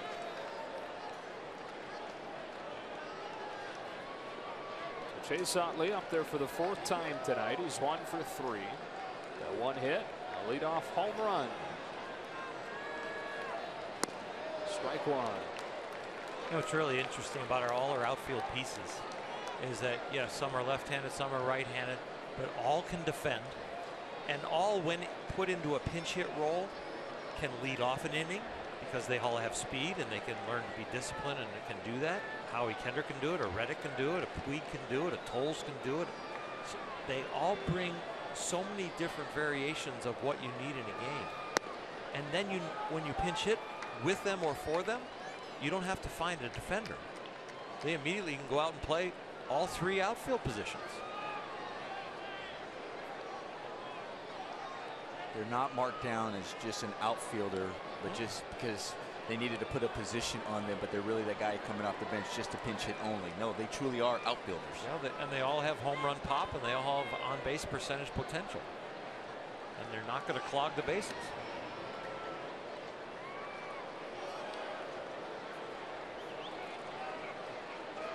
It's a nice set of tools for Dave Roberts to draw on.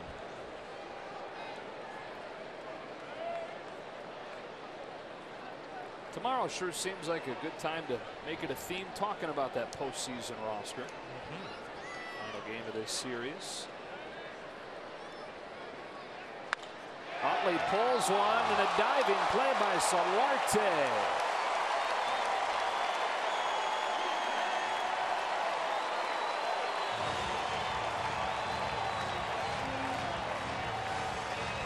Well, what a tremendous play by Solarte. That was going to go for extra bases as we have a look at our Morongo Casino Resort and Spa slow-mo cam. Chase Utley's been swinging the bat well the last couple of games, and with a leadoff runner on base at first. That was a huge play for the Padres. So now 2 gone, and it's Howie Kendrick. Fouls it off, strike 1. Howie was at third base still officially when he caught that line drive double play to finish the last inning. Was just over there on the right side in the shift. So don't change your score sheet.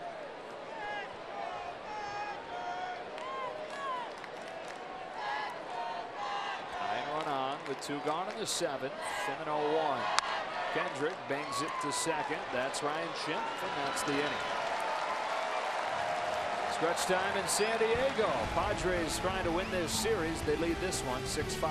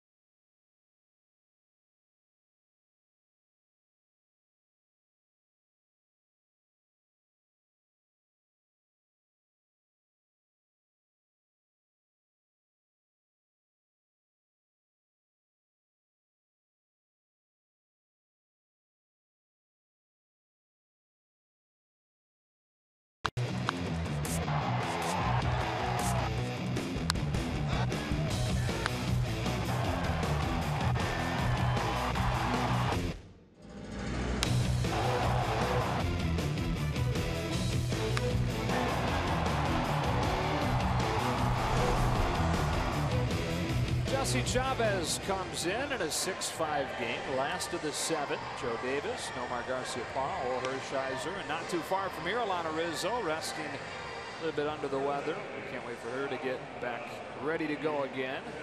Appreciate Dave Vassay's work on the pregame show earlier tonight. Chavez on for the 61st time in his 2 stops combined this year. That's Toronto, and now with the Dodgers. Came over at the deadline and is giving the Dodgers a nice piece out of the pen. Jesse has performed very well throughout his career at times and would love to throw the ball exceptionally well tonight. Continue to build the resume and have a shot here, being on the postseason roster.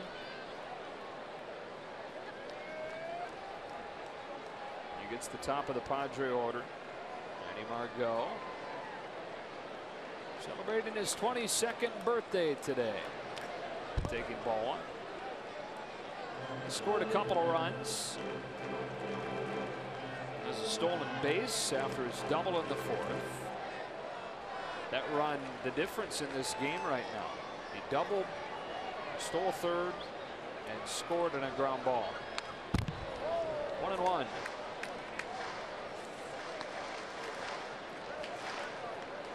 Margot signed when he was 16 out of the Dominican Republic, signed with the Red Sox. Red Sox wanted Craig Kimbrell, so the Padres sent him there, but the Padres weren't going to do it unless the Red Sox sent them Manny Margot. 1-2. You can see why. Major League debut as a 21-year-old and a lot of tools. Really speedy, doesn't have a ton of pop, hits for average, and led AAA in outfield assists. Chavez brings him a 1-2. 2-2. Well, his team was in the playoffs in AAA this year, and he was the MVP of the PCL playoffs. What did he do? Oh, he just in the postseason he just hit .350 with 3 doubles, 3 triples, a homer, a couple stolen bases. Did it all. So on the Padres now, they have the PCL MVP in Hunter Renfroe. They have the PCL Rookie of the Year in Suaje, and they have the PCL Playoff MVP in Manny Margot. All on the big league roster for Andy Green. Future's looking a little bit brighter than it did at this time last year when they were kind of caught in the middle of that going all out off-season spending extravaganza and this rebuild that they're now executing. Margot leads off the 7th with a single. A reminder, limited tickets to the Dodgers home games for the NLDS and a potential trip to the NLCS are on sale now. You can go to Dodgers.com/postseason to order yours today. The closer we get to those dates, the more concrete those dates are, the quicker those tickets are going to go. So make sure you log on now. Will Myers looking for his first hit of this series.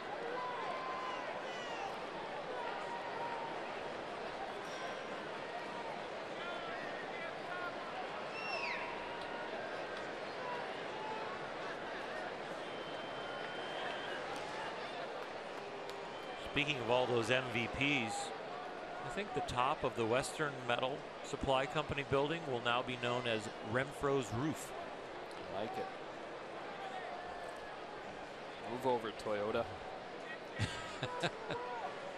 Maybe he can be a spokesperson for Toyota here locally. How long were you thinking of that one? Just came right to me. Okay. You know, I'm a thinker. Joe said that a couple innings ago. He did, yeah. He proved it. He nailed it. I don't believe your sincerity. Well, I was just thinking, you know, he hit it in the 3rd inning, so 4 innings it took you. So it didn't just come. No, when you were going over the 3 players from the MVPs, come on, guys. I'm on your team, Oral. Thank it's you. The anniversary of the scoreless inning streak. Don't know what that has to do with Renfroe's Roof. Just me being on his side. Oh, okay, got it. Chavez with an 0-2. Myers fouls it off. The nice thing about this broadcast is I not only get it from you two, I get it from Mike Levy, our producer, in my ear. He goes, "Still your anniversary?"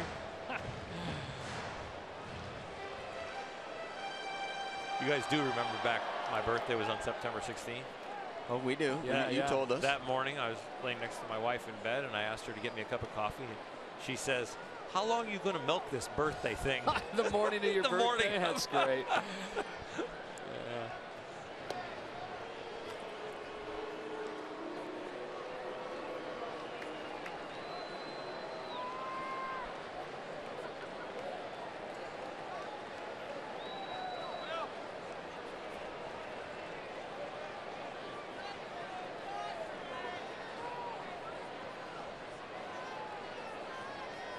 Grandal wants it in, and it's over the inside corner for strike 3.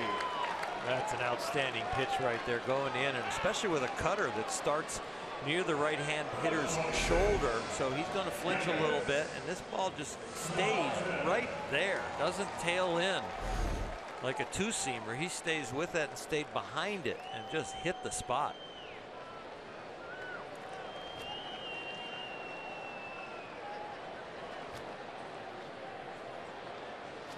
Solarte with a man at first and 1 gone.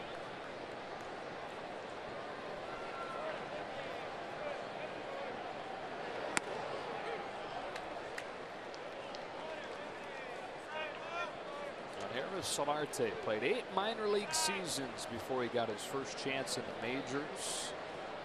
Signed out of Venezuela by the Twins in '06. Was released a few years later. Signed with the Rangers. Released by them. Signed with the Yankees and finally made his debut in pinstripes in 2014. And then he came here to San Diego in that Chase Headley deal a couple years ago. First full season was last year. His best season is this year.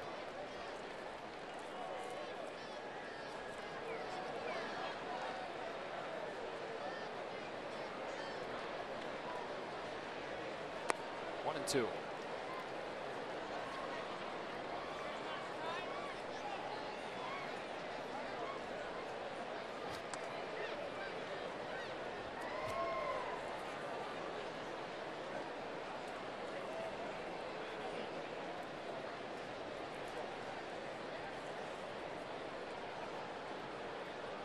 Good lead for Margot. He's not running. 2-2. I'm really surprised he's still over there. Yeah. Hasn't attempted to go, especially now with one out.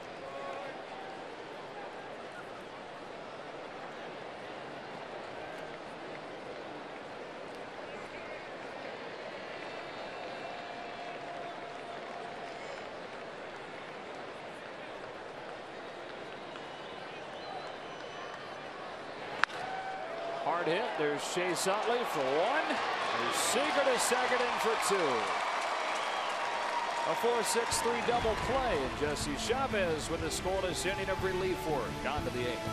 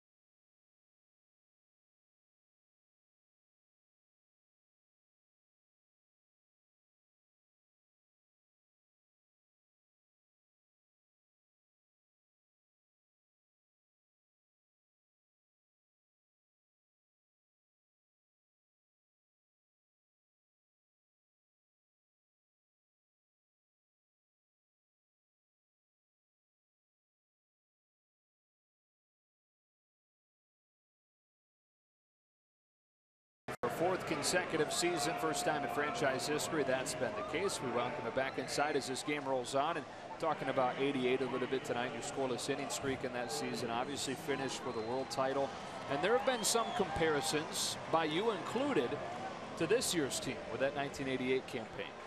A lot of grittiness, a lot of help from younger guys, the bench guys that have really chimed in, and you know what? A really good bullpen.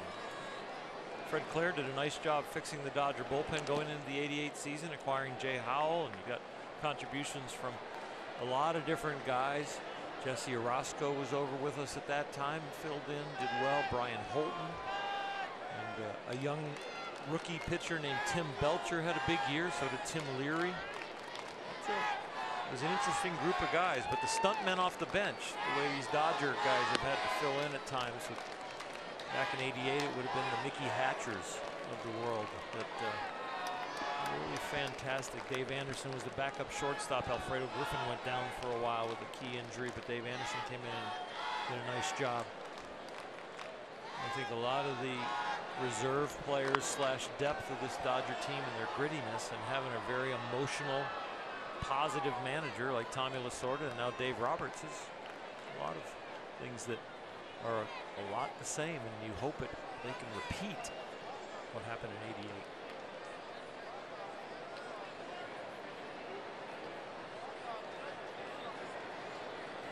Corey Seager starting this inning.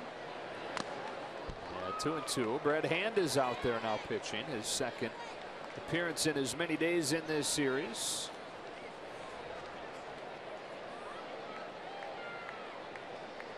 trying to hold on to his 6-5 lead and trying to help the Padres match a season-long 3-game winning streak. They've won 3 in a row 5 different times. Twice in the second half, both of those times against San Francisco. Breaking ball gets Seager.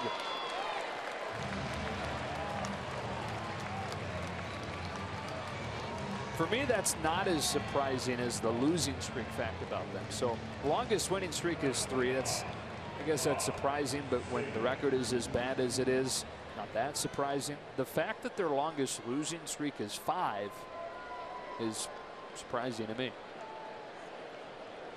It sure is. I mean, you think about as bad as their record is overall, that they would have had a 7, an 8, even a 10. Where they lost 10 in a row. Yep, the longest losing streak for the Padres is 5, but 15 different times they've lost 3 in a row. There's Rob Sagadin waiting on an 0-1 from Brad Hand. Other than 2.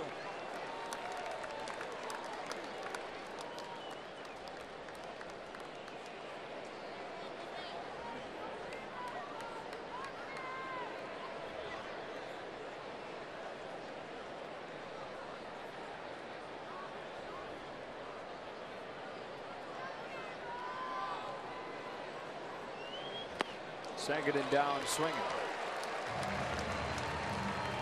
The Dodgers, in comparison, lost 6 in a row at home. Back in late April, April 25th. Yeah, 4-game sweep of the Marlins. Yeah. That's when the bullpen was rocky, but from then on, it started to get turned around. And that was one of the best in baseball.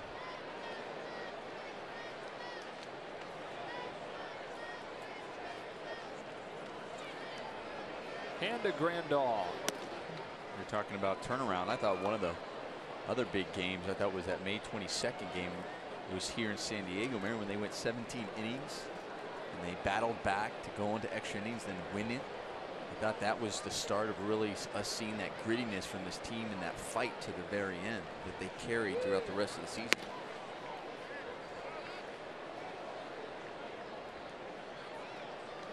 It was on May 22nd, Omar, and snapped a 4-game losing streak. Started a 4-game winning streak. Sometimes it can be cliche to say those long games are more important to win, but in that case, it was the truth. A 2-0. Strike 1.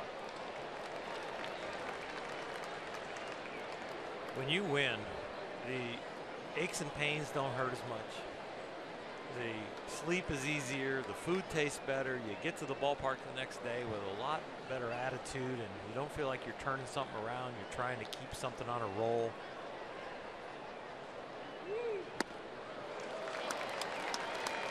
And that's why these games for me are important going into the playoffs, and not only to try and catch Washington and get home field advantage, but just like when you're leaving spring training, you want to develop that feeling and that unit of we are winning and we are beginning a roll and we are all ready.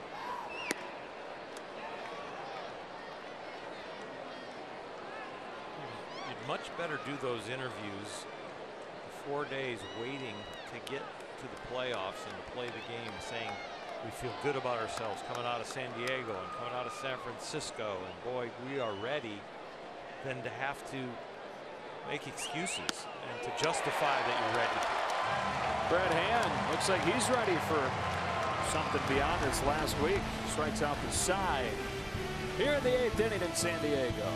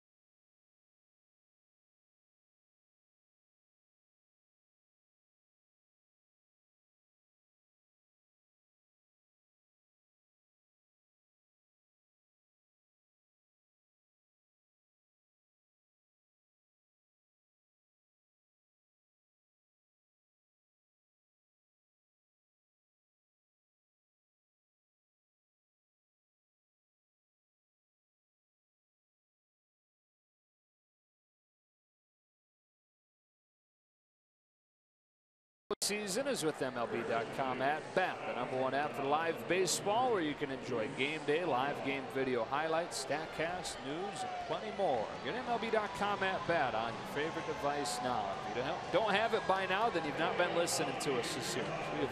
We have touted that baby for 157, 58 games now. Luis Avilan comes in, his 26th game of the season. I bet he has the MLB at bat. Well, he would need it. This is his 7th stint with the Dodgers. He's been on the shuttle back and forth from Okie City, but he has been outstanding in this last trip up here.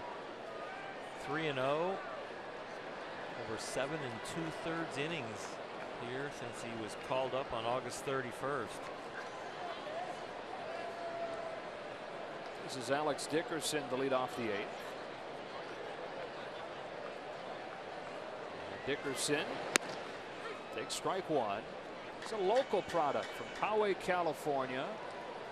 Grew up a Padres fan. Grew up going to games at Qualcomm Stadium.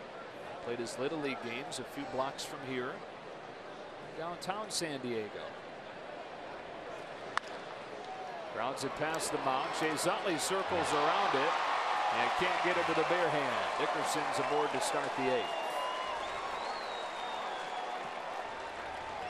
I wonder if Chase might go back when he looks at that. Wonder if maybe I might have had a chance to glove it instead of try to just barehand it right from the get-go, because this was very hard. Because hard to do barehanded because it had a little velocity on it. It wasn't hit hard, but it wasn't necessarily just your slow roller either. Where maybe it was glove exchange, quick exchange to try to go after it that way. Travis Jankowski pitch running for Alex Dickerson. Eddie Green realizing the importance of an insurance run. Mighty Hunter Renfroe, who already has a spot in this ballpark named after him. This is his 8th day in the majors.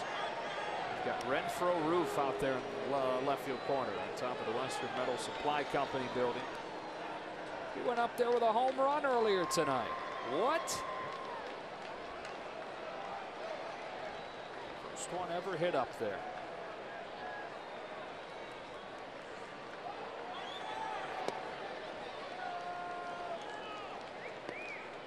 It's a bit of a new swing. You guys were breaking it down earlier today, but the swing that you see from Hunter Renfroe right now is different than what you would have seen at the start of last season.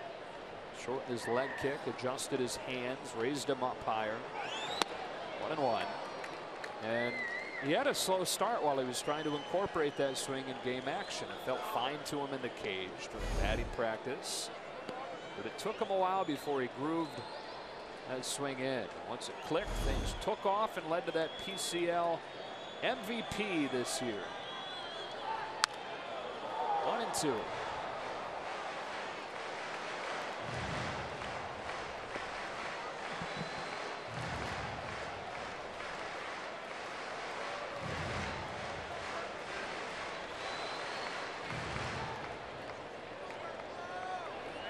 Proven in this series so far, what we've seen in live action, boy, I'll tell you what, he can hit a fastball. And it looks like a lot of times he doesn't come off fastball.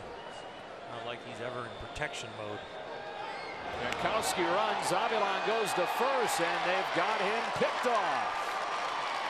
Seguin did a nice job to hit the target down there. That Utley dropped down, and Jankowski is out number 2, or out number 1.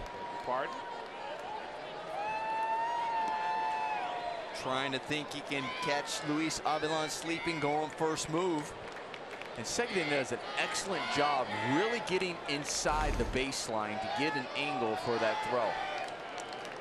And that's not easy because Chase Utley's the one who put the tag, and he has to cut in at a different angle.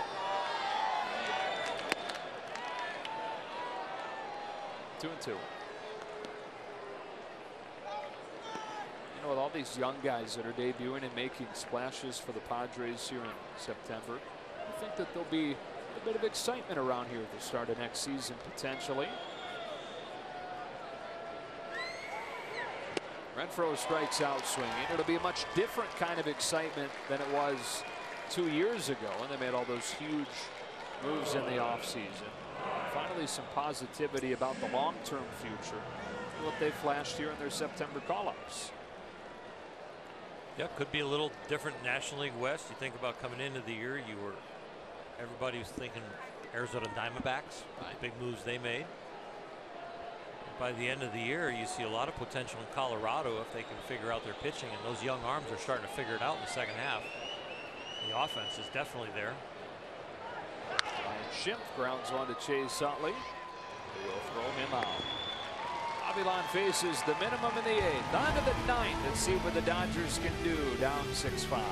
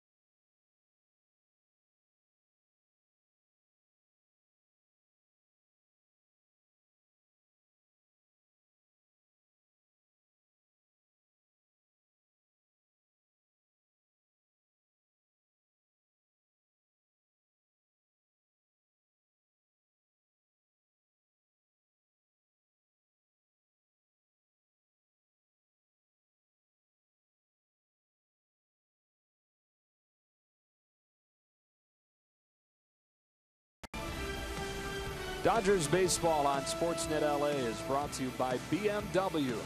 See a Southern California BMW Center today for exceptional offers, or visit SoCalBMW.com. Travis Jankowski pinch ran for Alex Dickerson. He stays in the game at left. And Brandon Maurer comes on to try and finish things off. Not to be confused with Brandon Morrow. Both of them pitch for the Padres. Brandon Maurer, 71st appearance. Instead of concentrating on the Padres pitcher, I think the Dodgers want to concentrate on squeaking a run here and really getting a good feeling for the rest of the series. Their goal all year has been to win the series, and they've got to find a way to win this one.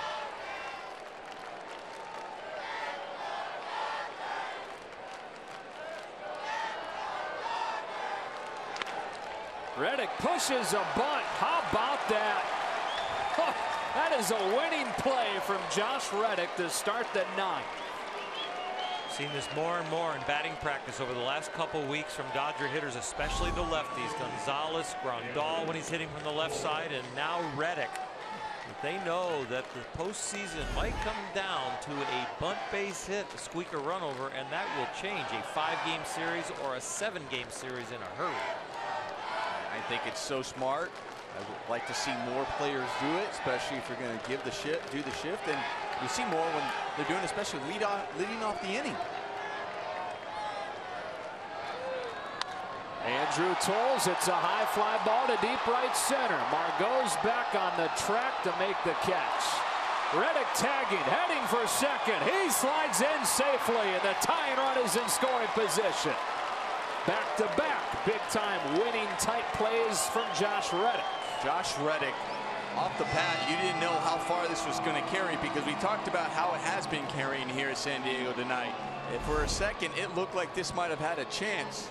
As you see, Toles, I hope he didn't hurt his hamstring as he goes back and grabs it. But Josh Reddick, you see him go back. Watch Josh, he recognized this is going to be deep. I'm going to have a chance. And he takes off and gets into scoring position, the tying run. Right now, the great job by Reddick, but the concern is Josh Toles. Andrew Toles, sorry. Who would have thought there would come a time where you would all hold your breath and have a grim look on your face when Andrew Toles pulled up limp? He's a guy who's been so key for this team.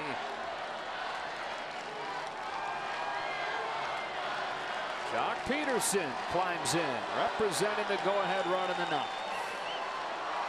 Here comes Mauer's first one. Strike one. Jock homered earlier tonight. Andre Ethier would bat next. Dodgers trying to come from behind. Still something tangible to be played for. Home field advantage in the NLDS. 0-2. Went with a change.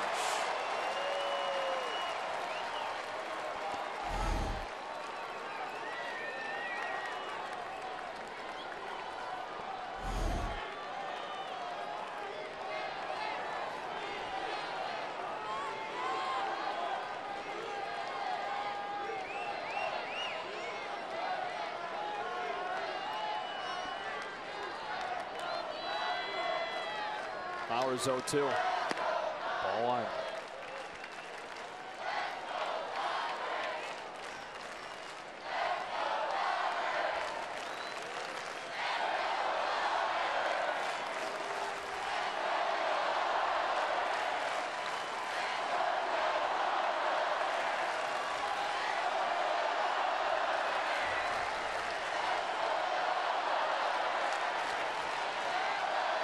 Bauer's 1-2. Peterson late on a fastball. And the Dodgers down to their final bullet here in the ninth. Josh has a home run here tonight, and on this swing right here, he was trying to hit it just as far as his home run. All he needed was a base hit. That's one thing, Jock, we still see just from a little bit. We're talking about his maturity. That's where he's got to recognize in this situation. It's better to shorten up and just look for the base hit. Especially when a guy's throwing 96 right there. Just put some barrel on it. So it's up to Ethier. Strike one. Change up fading big time right now for Brandon Mauer. Facing Andre Ethier, who's had so many big hits throughout his Dodger career. Tying run at second with 2 gone in the ninth. 0-1. Strike 2.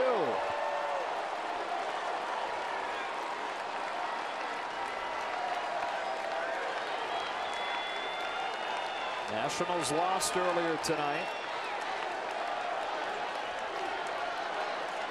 A Dodger win would cut the deficit to 1 for home field advantage. A loss would keep it at 2. And 0-2. Outside, ball 1. Reddick takes third and puts a little more pressure on both Mauer and his battery mate Hedges. Balks, wild pitches, pass balls, errors in the infield hits. Another way to score from over there at third. Ethier protects 97. I understand what you're talking about, Earl, to make sure there, but it's still risky when the guy has 2 strikes on there because you don't want to distract the hitter. That's all.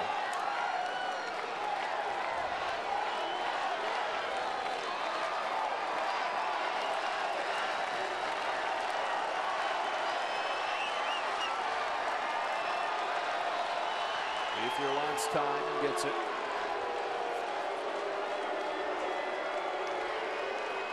One of the great clutch hitters of this generation in Dodger blue.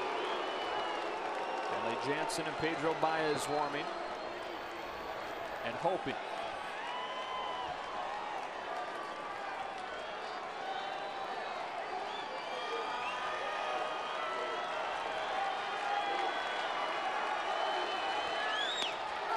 Two and 2, and it almost hit him with Chase Utley due next.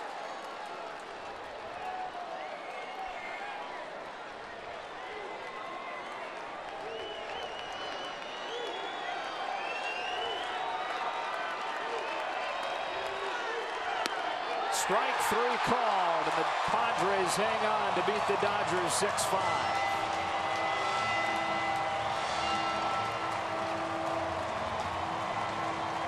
Going back to Saturday, the Dodgers now hitless in their last 23 at-bats with runners in scoring position. As Mauer picks up the save, and the Padres have matched a season-high 3-game winning streak. Our Lexus play of the game, Hunter.